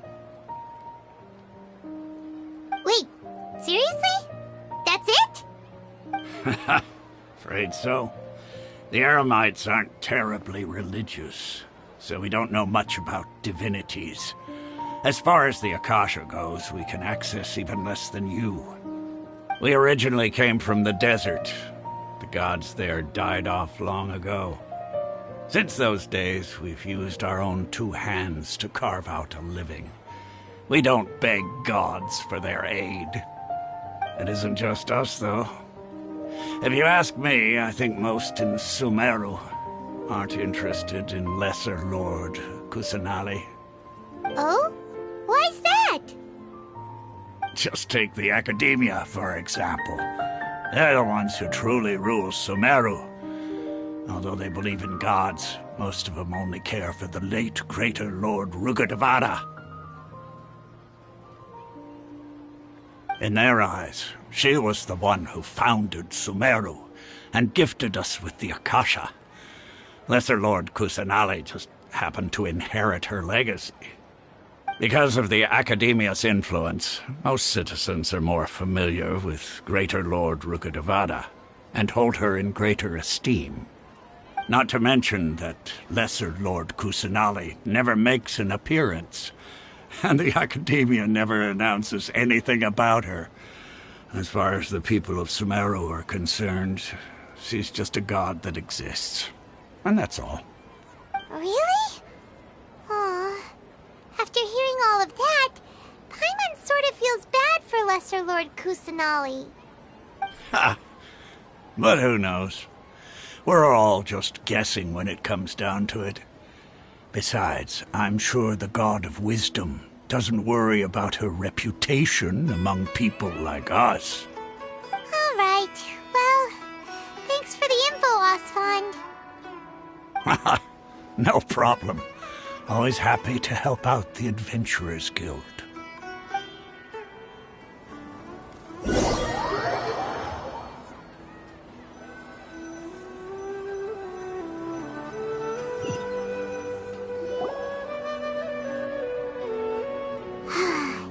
Seems Osfond was right about most people's attitudes here.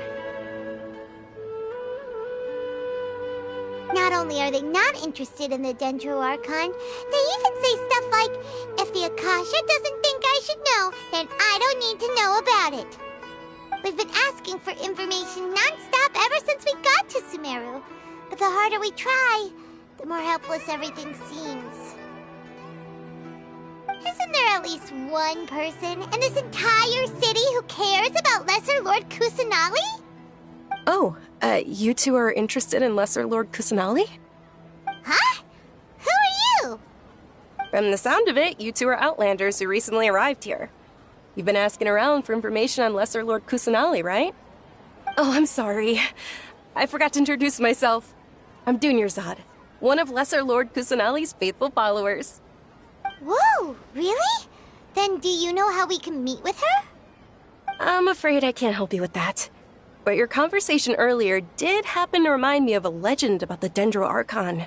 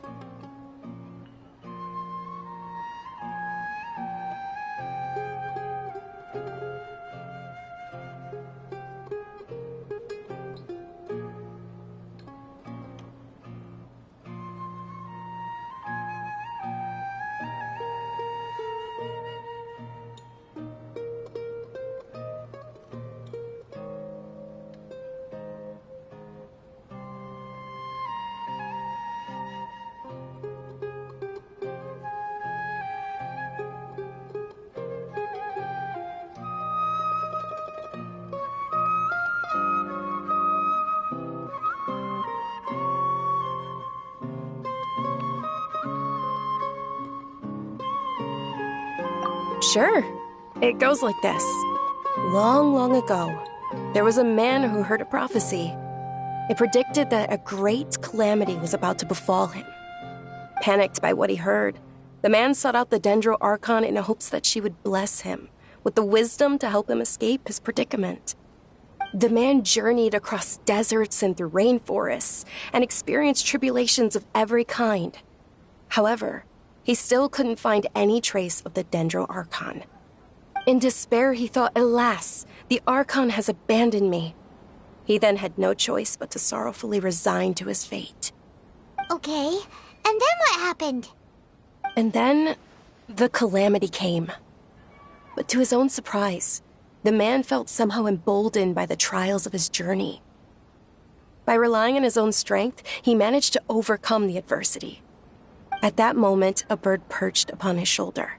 This bird was, in fact, an avatar of the Dendro Archon.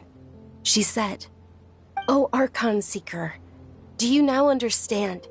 She and her wisdom have long been found by you. Along your journey, we were in every flower and blade of grass, every ray of sparkling sun, and every breath of dancing wind. So long as you continue to think and ponder, we'll be wherever you go."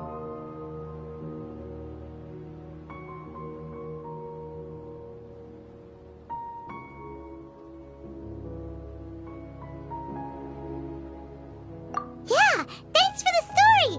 Paimon feels all warm and fuzzy inside after that. In a way. It seems like this story is also one of the Dendro Archon's avatars. Dunyarzad, since you worship Lesser Lord Kusanali, can you tell us anything else about her? Of course. So did you two know that, I'm terribly sorry, but it seems something's come up now. Let's chat another day.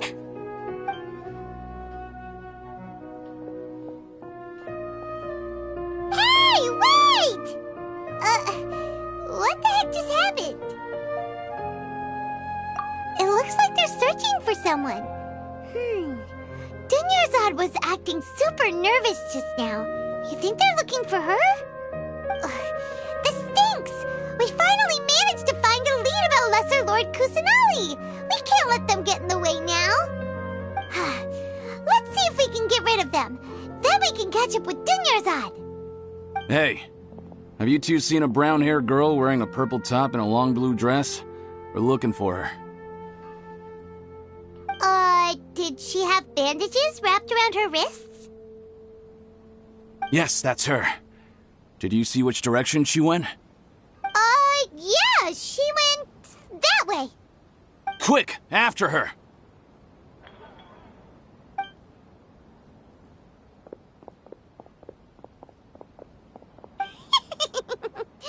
That should keep him busy for a while. Let's hurry and find Dunyarzad.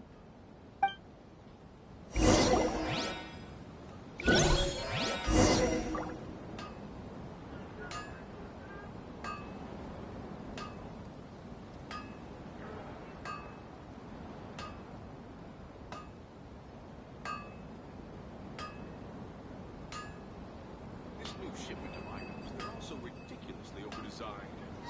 So is now. Working? I don't get it. The sight of shiny jewels always brightens my day.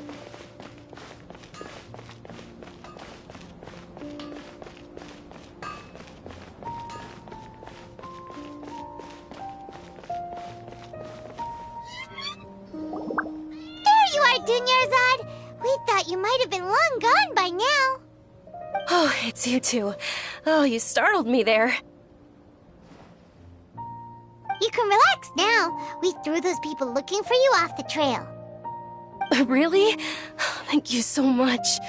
Unfortunately, I believe there's still more of them out there looking for me. Uh-oh, looks like there are some coming this way. Huh? More of them? Then what are we standing here for? Run! No, wait, my body isn't in the best shape. It's difficult for me to run.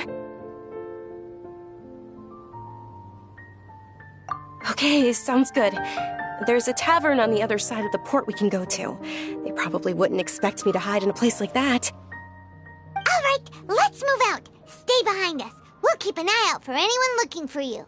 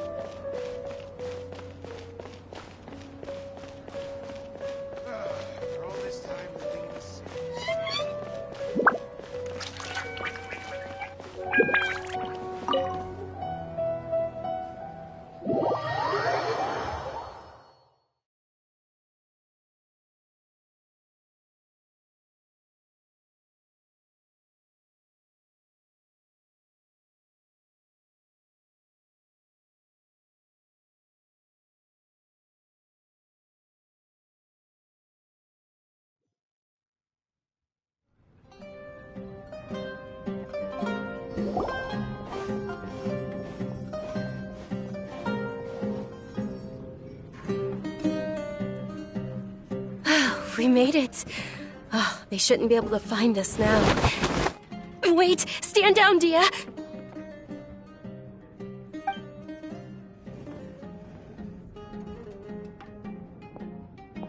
My lady, who are these two? They're travelers that I met on the street just a moment ago. They happened to notice that you were all searching for me, so they helped me hide. I see. In that case, you two should scram. There's nothing here for you. Wait a sec! Who the heck are you? And why are you shooing us away? I'm Miss Dunyarzad's bodyguard, here to see that she returns home safe and sound. My lady, let's get going. You've been gone for so long that your parents are worrying themselves sick. And if I refuse to go with you? It'd be easier for the both of us if you cooperated. But if you insist on not going, then I'll have to carry you like a sack of potatoes. Hey! Dunyarzad already said she doesn't want to go back. Why are you still pushing her? Stay out of this. You don't understand the situation. Sorry, my lady. Even though I'm your bodyguard, your parents are my employers. I have to answer to them. How much? Wait, what? How much more do I have to pay you to become your employer? So you never listen to my parents ever again. Double? A triple? Give me some time and I'll get that much. My lady, this isn't about Mora. I don't know what you think of us Eremites, but let me say this.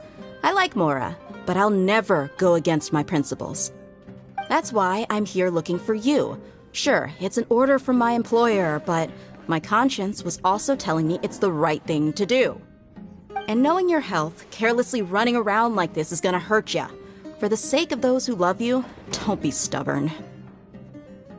No, you're wrong. I'm aware of my limits and I know what I'm doing. Honestly, the only people being stubborn right now are my parents. And I know perfectly well that it makes no difference if I'm at home or not. They still won't accept reality. And every time I bring this up, they just change the subject. Dia, you've been living with us a long time already. This should be old news to you. Dia, I know it hasn't been easy for Mother and Father, and I'm grateful for everything they've done for me. But there's someone else in this world I'm also grateful to. Because she saved me. The love I have for her is the same I have for my parents. This is my life and my last chance. So I want to do something meaningful.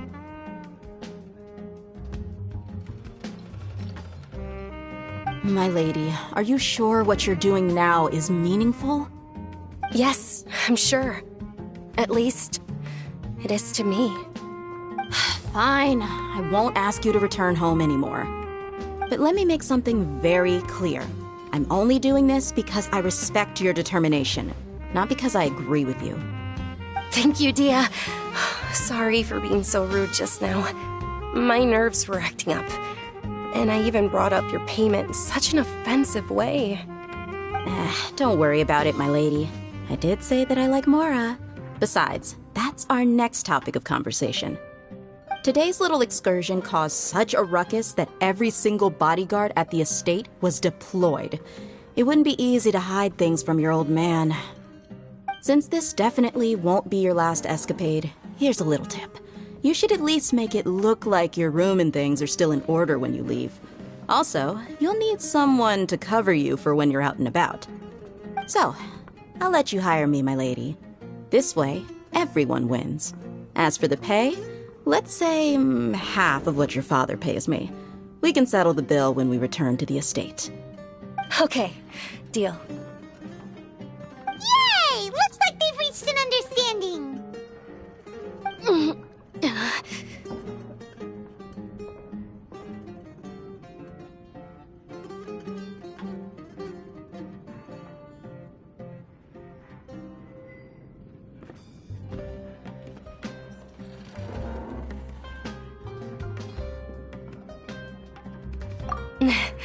I'm fine, really. I just feel a little tired now that things have calmed down. My lady, stop trying to look tough. We're already in a tavern, so let's rest up and grab some grub. I'm sorry for worrying you two. If you don't mind, I'd like for you to join us. Sure! After you rest up, we want to hear more about Lesser Lord Kusanali.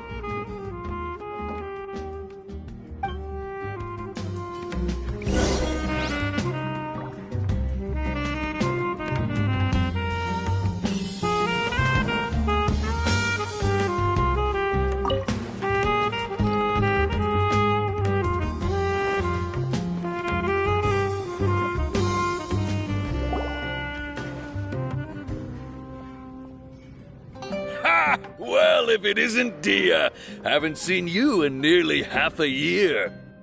Word on the street is that you're a bodyguard for the Homayani family now. Ha! Don't you find that kind of work boring? Nah, you get used to it. How about a menu over here? You got it. Huh? Isn't this little Miss Homayani herself? We don't get to serve personages like you very often. We'll be sure to prepare our very best. Thank you, sir, but there's no need. I don't have a lot of Mora on me, and I really ought to save as much as I can. But please bring these two the best food you have. They're my new friends, so I want to be a good host for them.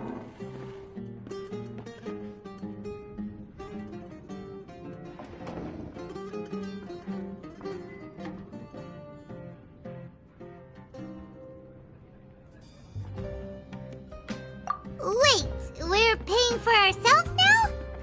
Aw, Paimon kinda wanted to try something fancy, but we aren't exactly loaded. Guess Paimon will settle for something ordinary. How about our charcoal-baked agelena cakes? They're our signature snack, and they run cheap. Look, other customers over there are eating some now. They look kinda burnt and dry. Paimon will pass.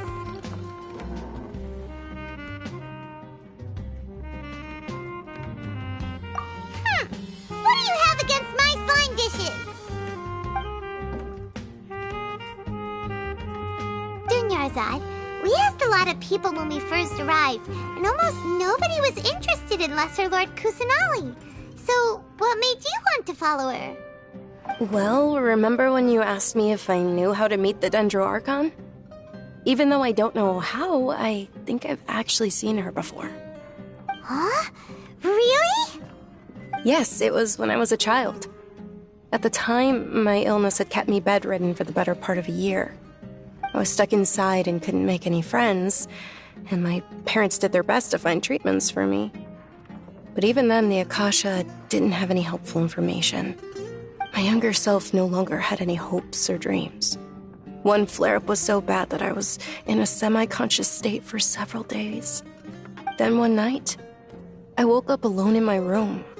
I was terrified. My body was paralyzed. Even if I cried, there was no sound. At that moment, an ethereal voice spoke in my mind. Dunyarzad, don't be scared. You don't have to cry. Dunyarzad, don't be scared. You don't have to cry. Who are you? How do you know my name? How do I explain this? You might not be able to understand, but actually, I know everything about you. Really? Of course.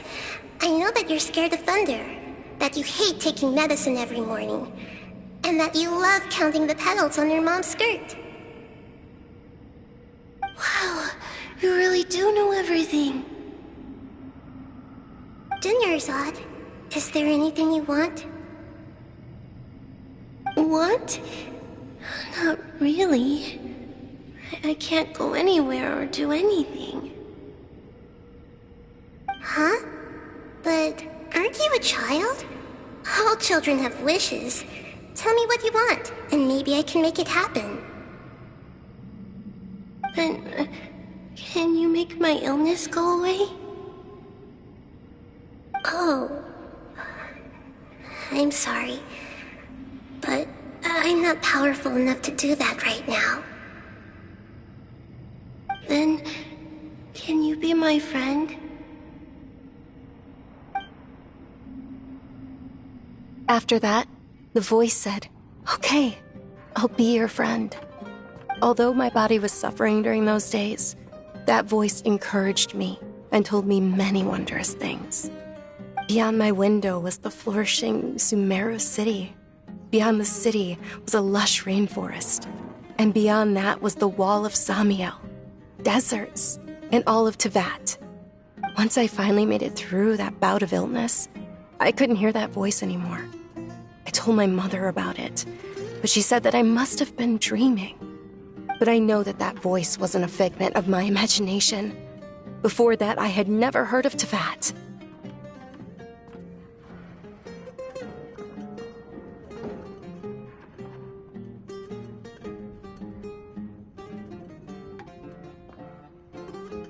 Yes, for sure. If it weren't for that voice, I would have never grown curious about the outside world, nor would I have learned how to read and enjoy so many books. That voice sparked a desire for wisdom. It had to have been the Dendro Archon. I've been hoping for a chance to repay her kindness. In fact, I was running around today to help prepare the Sub-Zerus festival for her. What's the Sub-Zerus festival? It's Lesser Lord Kusanali's birthday, which was the day that she was found by the sages. It's actually an old holiday that originally celebrated Greater Lord Rukkhadevata's birthday. When she passed away, the holiday eventually became a celebration of the Lesser Lord's birthday. I heard everyone was overjoyed when they welcomed her back to Sumeru. In those days, the festival was a huge deal. But because of the Academia's influence, people have gradually lost interest in the festival. The Academia actively participates in Sumeru's many holidays dedicated to Greater Lord Rukkhadevata. But when it comes to the Sub-Zerus festival, forget any funding. They practically act like it doesn't exist. Maybe they see Lesser Lord Kusanali's birth as confirmation of Greater Lord Rukkhadevata's death, so they're reluctant to celebrate it. Aw, but that's awful. It is. It's absolutely terrible. Sure, the Greater Lord founded Sumeru, but hasn't Lesser Lord Kusanali been the one quietly protecting us for the past few hundred years? Just remember that we're still out in public. Don't get too carried away now. I know that people over by the Grand Bazaar still hold the Sub-Zerus festival to this day. But I hadn't met any of them before, so I was never able to contribute. But recently, I made a friend there who also follows Lesser Lord Kusanali. I gave her my savings because I want her to throw a wonderful festival this year. That's the least I could do for Lesser Lord Kusanali. Hold on, my lady. Does this friend happen to be Nilu, the one who sends flowers to the estate? Yes, that's her. I saw her leaving the other day with a nervous look on her face. It seemed like she was hiding something in her arms. Did you give her something? Yes. Initially, I didn't have much more prepared, so I had Nilu sell one of my skirts. I've agreed with Nilu to meet up at the Grand Bazaar today and see how things are coming along. Dia, would you accompany me? Sure. That's quite the trip, though. I'll carry you. No, that would be too much. even for you. You might as well just accept the lift. If I let you walk, who knows how long it'll take us. And if anything happens to you, then I'd really never hear the end of it from your father.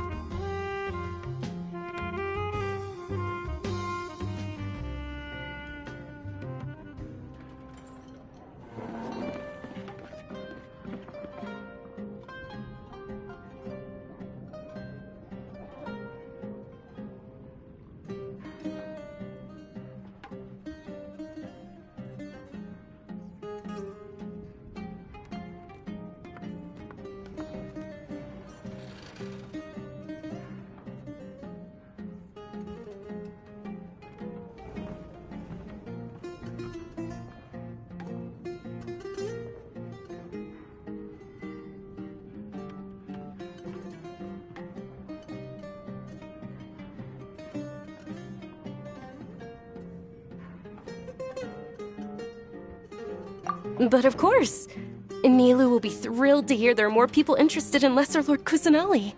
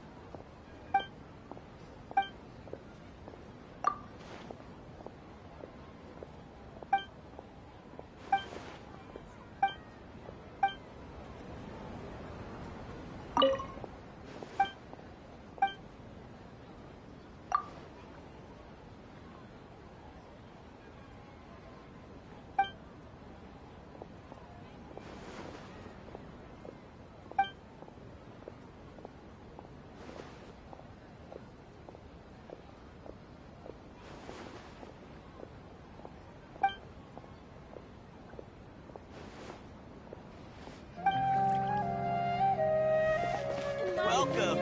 Get your spices here. We've got all kinds. What's so great about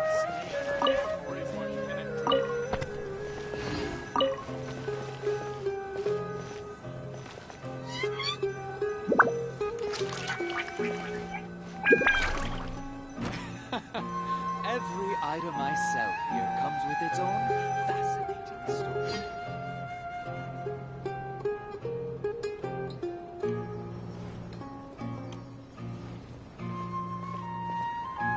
Sorry I'm late, Nilu. Oh, Dunyarzad. It was taking you so long that I assumed you got trapped at home, but you made it in the end. Uh-oh. But if Dia's here, that means you got caught, right? You could say that, but everything worked out. She's on our side now. Not completely. Oh, and who are these two? Oh, meet the Traveler and Paimon, my two newest friends. They're visitors who just arrived at Sumeru City and are looking for information on Lesser Lord Kusanali. So you're followers from another land?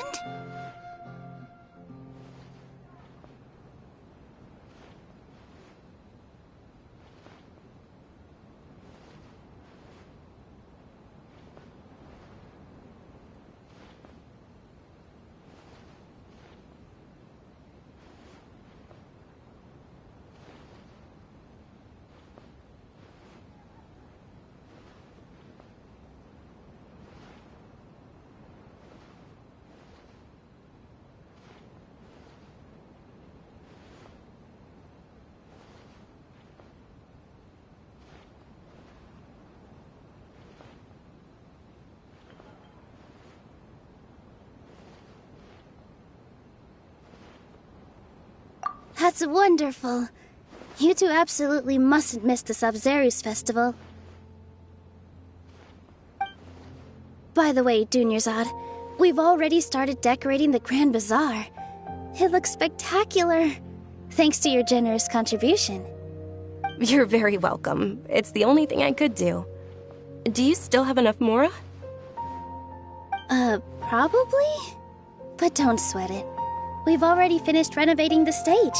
Come on, I'll show you.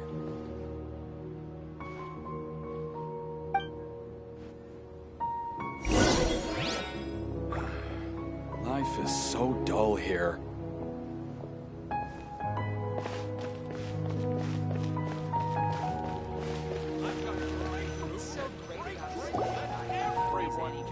Wow! This place is amazing!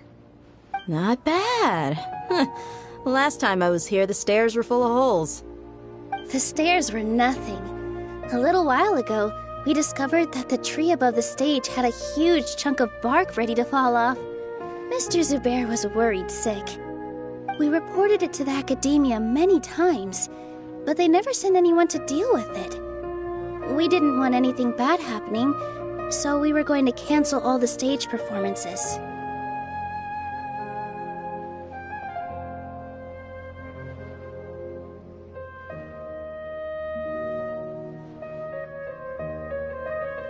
Oh, probably because it was the theater asking.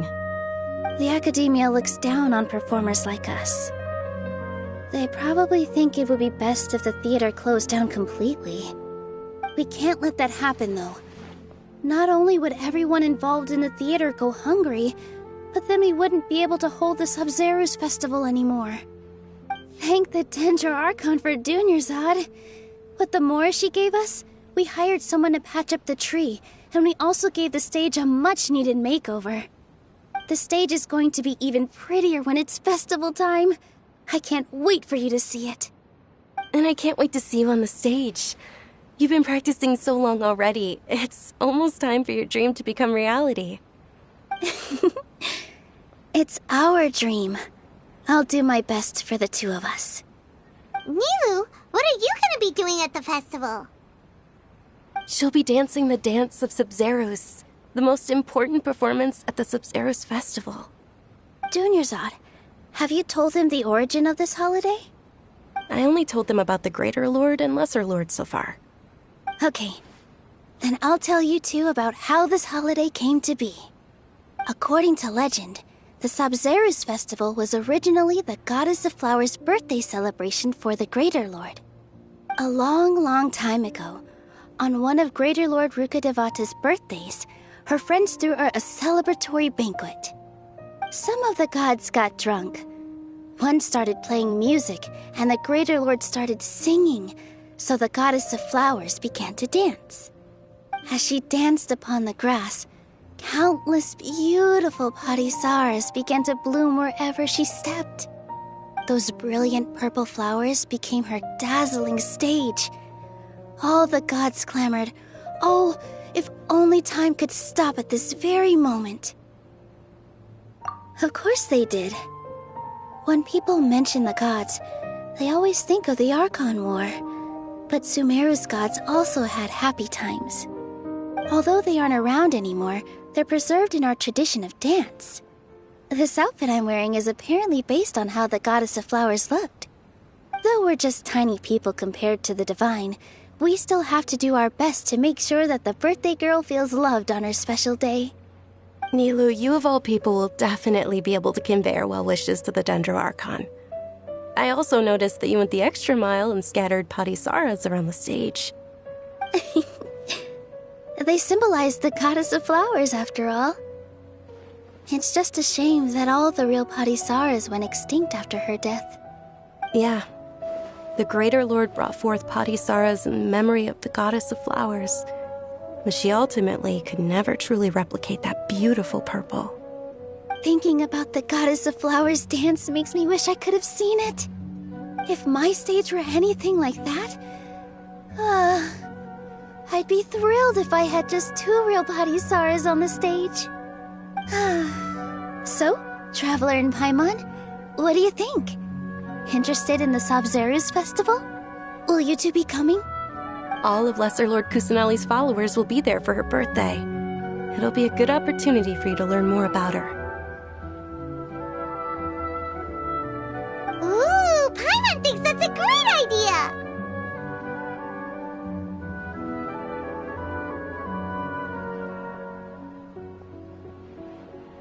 Hey, come on! There's nothing wrong with enjoying a festival. Besides, it's Lesser Lord Kusanali's birthday. She'll be happy to have more people who are celebrating it. So how about we all attend the Sabzeruz festival together? Dunyarzad, let me show you which stage decorations we've picked out so far. Traveler and Paimon, if that doesn't sound interesting to you, then feel free to explore the area. Everyone at the Grand Bazaar loves Lesser Lord Kusanali, and we're all looking forward to the Sabzeruz festival. In that case, we'll take a look around.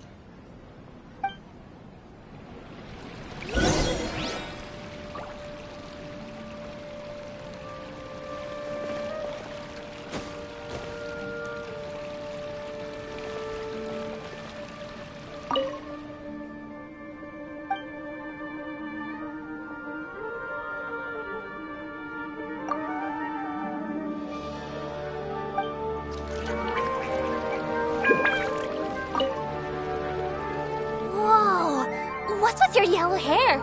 And why do your clothes look so funny? Are you an Outlander?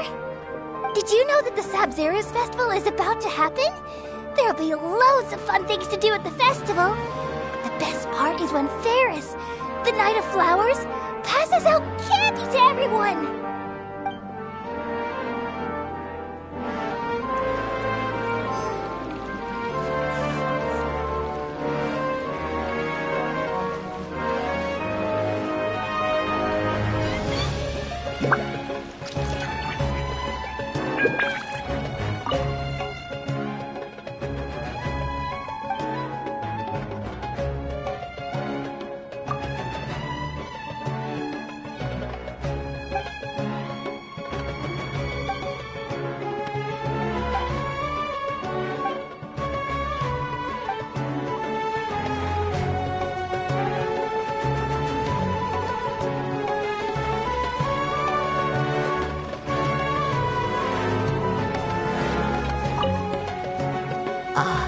Dancing at the Sabzeruz festival.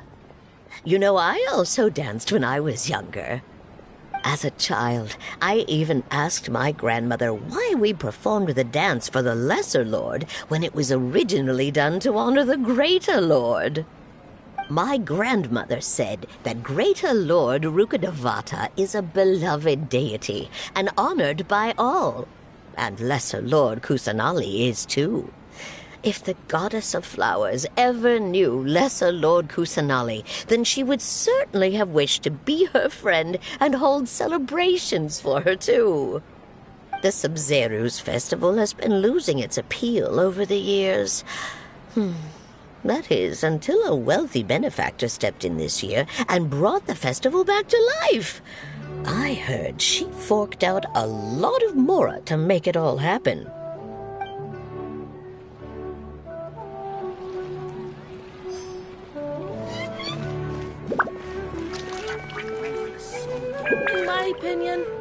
Shoots is the best stall in the whole bazaar. I wonder if the treasures are discovered. It's so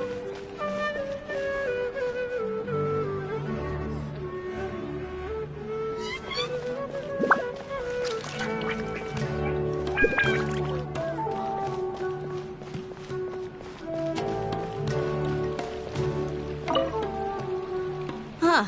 Revamping the stage for the festival couldn't have been easy, that's for sure. I bet this year's festival will be one to remember. I don't know much about the Grand Bazaar, but I do know that the residents here have a penchant for song and dance. Two things that the Academia doesn't particularly approve of. Oh, and the perfume sold around here is a lot better than what you'll find elsewhere. The fragrances are longer lasting and they're gentler on your skin and... I mean, that's what I've heard at least.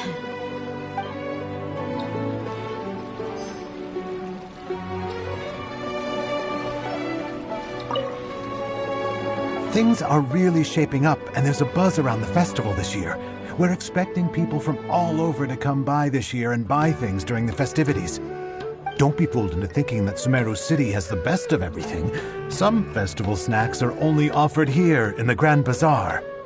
And when it comes to musicians, dancers, or singers, the Grand Bazaar's got the best of the best. Sure, those folks at the Academia might not like it, but what's a festival without song and dance?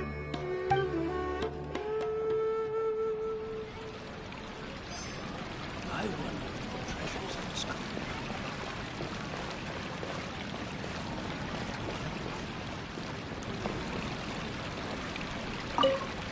Nilu, your outfit looks amazing.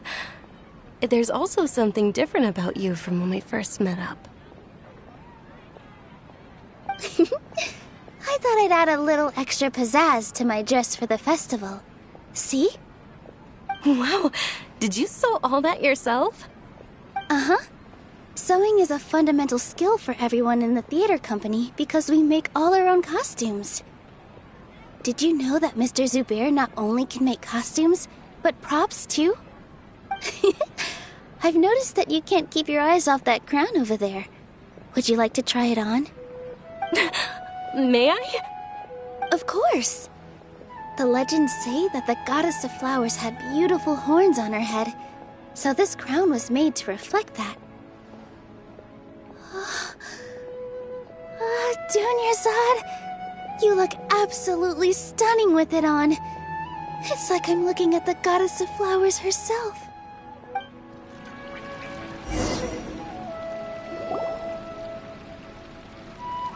Hey! Is that who Paimon thinks it is? It looks like... Catherine!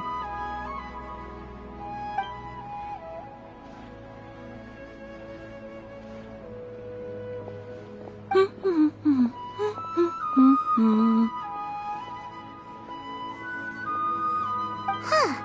Come to think of it, Paimon's only ever seen her behind the counter at the Adventurers Guild. This is the first time we've ever seen her taking a break. Hey, Catherine! Huh? Oh, hey! It's the Traveler and Paimon! What's shaken? Whoa. Break time Catherine sure sounds a lot less formal than usual. Paimon was still waiting for her to say Ad Astra Abyssosque. Sure. Standing behind the counter at the Adventurers Guild doesn't require any complicated functions.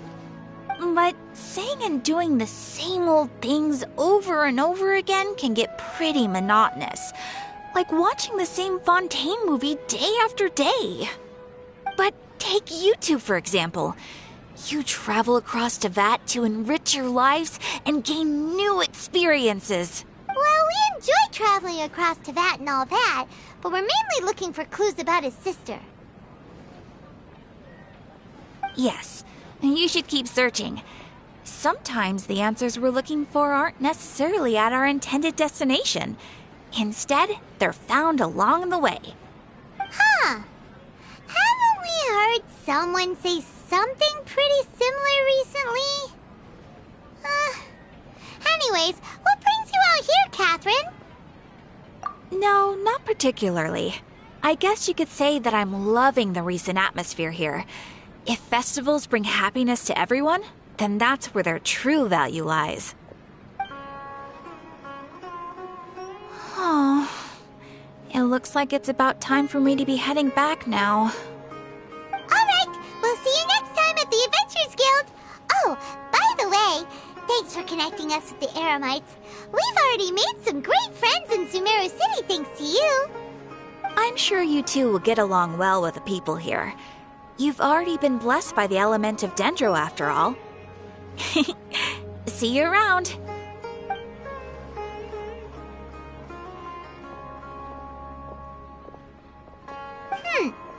There's something really different about Catherine today. Hey, Traveler. Paimon. Oh, hey, Dia. What's going on? I've got something to tell ya. My lady knows you're looking for ways to meet Lesser Lord Kusanali, and she's been trying to come up with a way to help you. Well, I have an idea that might help. Are you serious? We'd love that! It might not necessarily pan out, so don't get your hopes up too much. I'll need to take you two somewhere and ask someone some questions. My lady is feeling a little worn out at the moment. Nilu's found a place for her to rest. After I take my lady home, let's meet in front of the Citadel of Regzar. Sounds like a plan!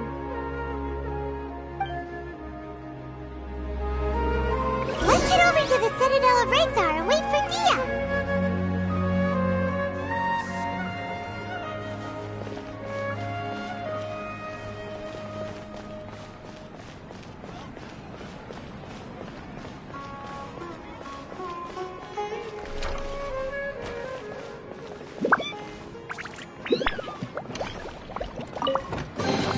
Is this an answer from this world?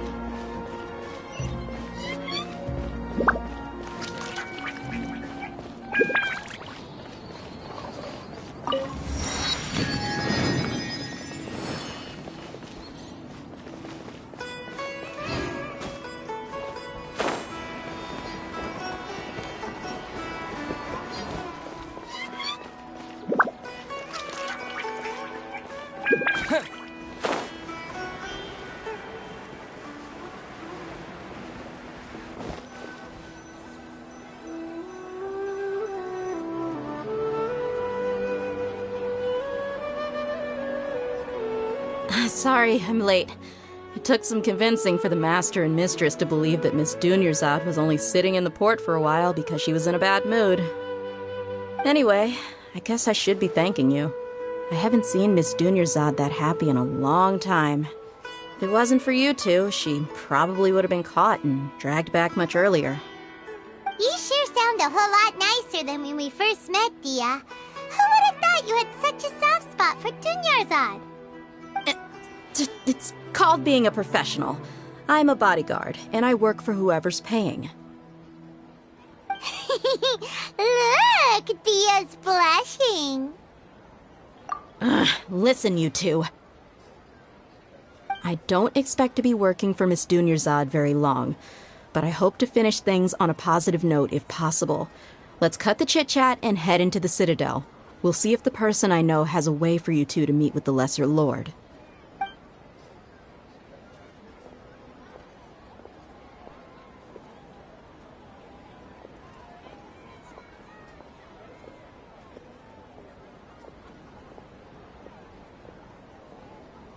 Oh, hey, Chief. Ha, Dia! What are you doing here? And well, didn't expect to see you three together. I take it you all know each other already? Mm-hmm. We met this morning after the Adventurers Guild pointed us to Ozfond for more info.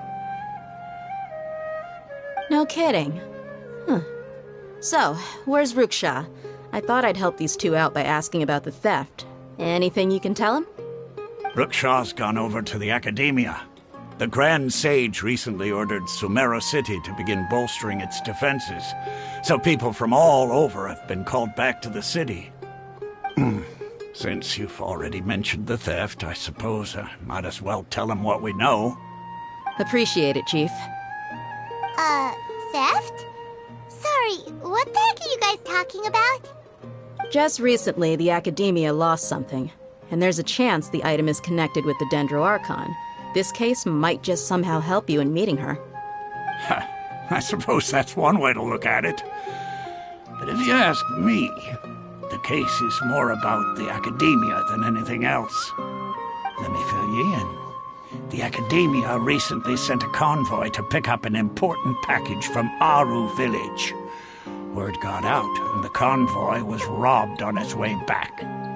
The Grand Sage took the whole matter very seriously. Not only did he dispatch the Matra, but also enlisted our help in the search for leads. All we know so far is that whatever was stolen is currently in Port Ormos. You two have heard of Port Ormos, haven't you? It's the largest commercial port in all of Sumeru. You can travel there by leaving Sumeru City and heading south along the river. The Academia's grip isn't long enough to reach all the way to Port Ormos, so the city's a little more laid back, meaning the population's also a mixed bag. You never know who you'll meet there. Apparently what was lost has a great deal to do with the Akasha, knowledge, and even the gods. I'm afraid I don't have any other details for you, though. If you're interested, maybe you could head to Port Ormos and ask around yourselves. If you want my advice, try introducing yourselves as students of the Academia once you're there.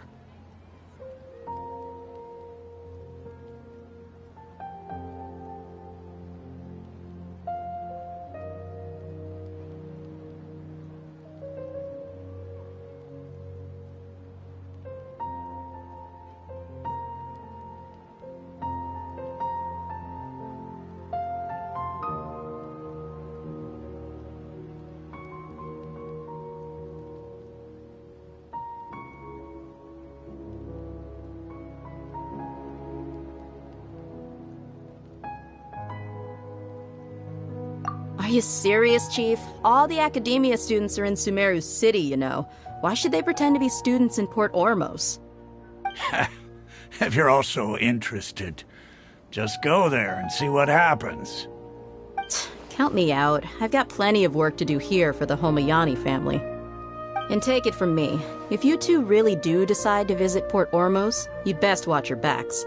Let's just say that the Eremites there aren't nearly as friendly as those here in Sumeru City. There are even some extremists who go around shouting slogans like, "Retake Sumeru for King Deshret." Word is that more and more are joining their movement. They're becoming a real headache for Chief and the others. You bet they are. King Deshret's been dead for thousands of years. Now they start spreading rumors of his return. Ridiculous. Not everyone's like you, Chief. Even the desert natives who abandoned their homes in the wilderness still wish to have a god of their own. Well, Traveler, that's about all the information we have for you. Thanks, Dia, and you too, Ozfond. Since we've gathered all we could for the moment in Sumeru City, let's head to Port Ormos and see what we can find next. Miss Dunyarzad is looking forward to seeing you both at the Sub-Zeru's festival, so be sure to get yourselves back here in time for that.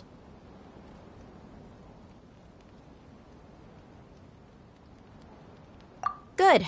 Then we'll see you both at the Sub-Zeru's festival.